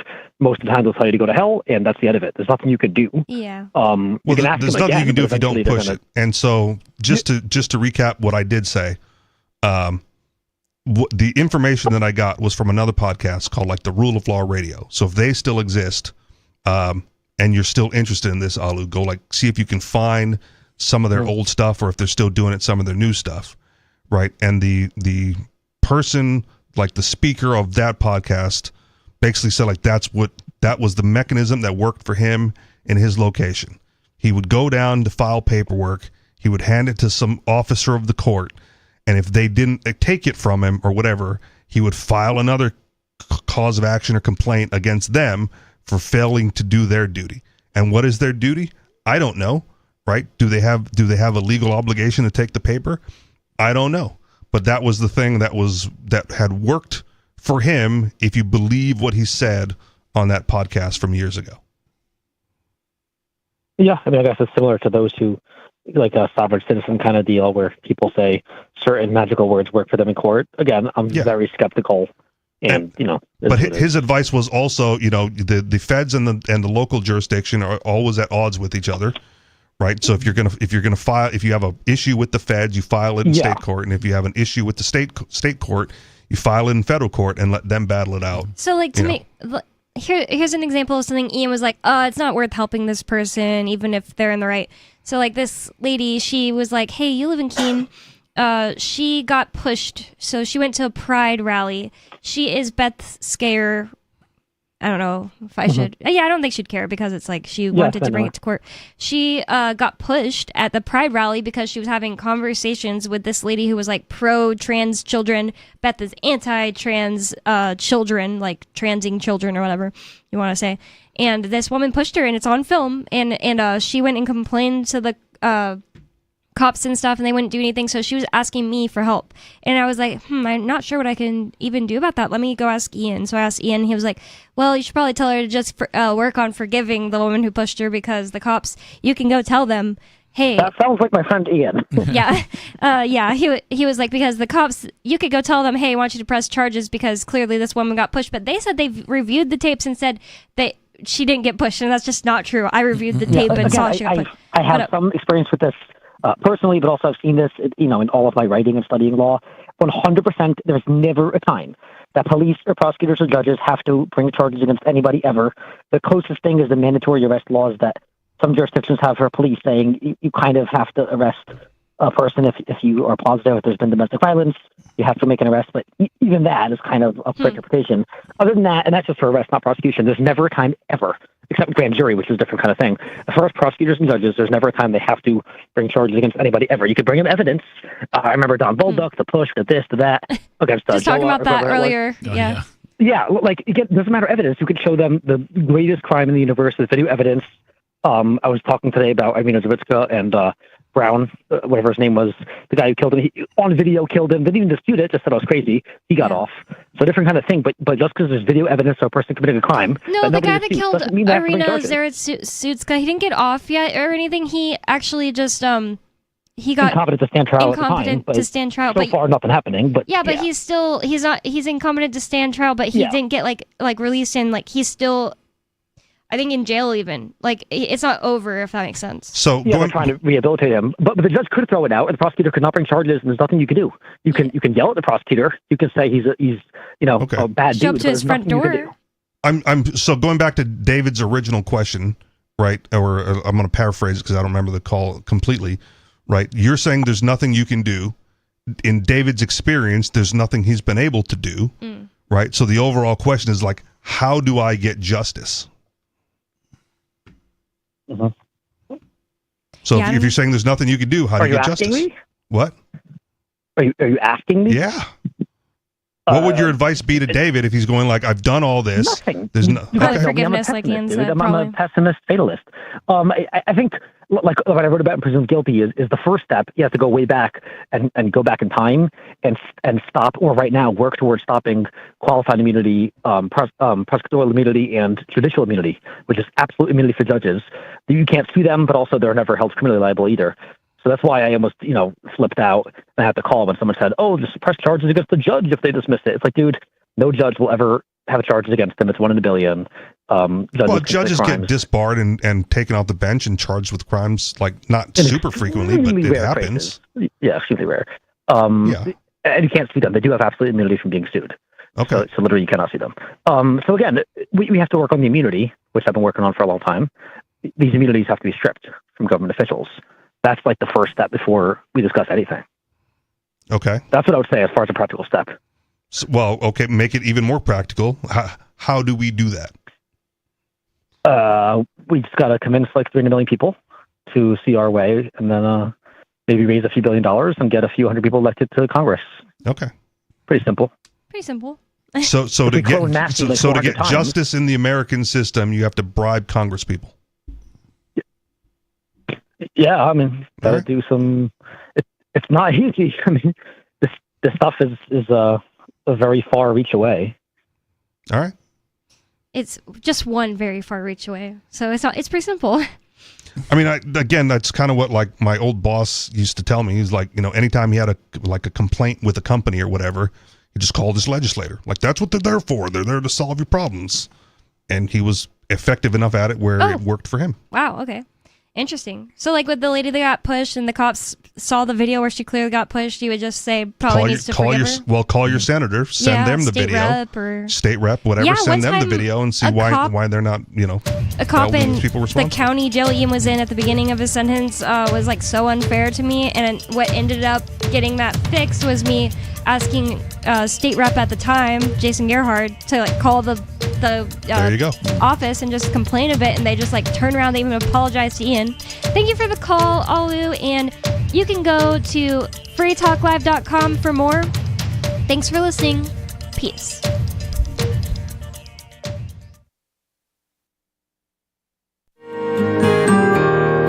So the protection of life, liberty, and property is what the Free State Project is all about. But it's an effort to move 20,000 people who understand. It's about demonstrating to the entire country that, yeah, we can have a free market, a truly free market. Making it just a freer, great place to live. It's the world's largest voluntarist libertarian community, and it's only getting bigger. That's amazing, to be able to move to a place where other people like passionately believe in being free and independent. What the Free State Project is managing to do, though, is to put their money where their mouth is. Physically getting up across the country and saying, let's go someplace and let's demonstrate the power of these ideas. There's a lot of kind of philosophy that surrounds liberty. There's a lot of thinking about it and talking about it. But here in New Hampshire, people are doing it. 101 Reasons Liberty Lives in New Hampshire, a documentary by Free State Project Early Movers. Watch it free at 101reasonsfilm.com. 101reasonsfilm.com. Are you tired of your taxes funding endless occupations around the world? Antiwar.com is run by people who understand that wars abroad become wars at home, wars on our freedoms. Antiwar.com is dedicated to bringing you the latest in news, views, interviews, and reviews from the top movers and shakers in the anti-occupation movement. Antiwar.com has it all, from thorough foreign policy analysis to interviews with whistleblowers who used to run the military-industrial complex. Anti-war, pro-free market. That's antiwar.com. What if you want to hear the latest episode of Free Talk Live, but all you have is your phone, you forgot to download our archive, and you have no data connection? You can call our Listen line at 641-793-0191. That's a long-distance number, so you may incur charges. If not, listen as long as you want. 641-793-0191. The Free Talk Live Listen line, 641-793-0191. Coming up next after the news, Hour 1 of the latest episode of Free Talk Live, here at listen.freetalklive.com. From Feature Story News in Washington, I'm Jagruti Dave with a week in review. And this week, Qatar's foreign ministry declared positive progress in indirect talks between the United States and Iran in Doha, with mediators shuttling between the two delegations on issues tied to a memorandum of understanding. US President Donald Trump said denuclearization is moving along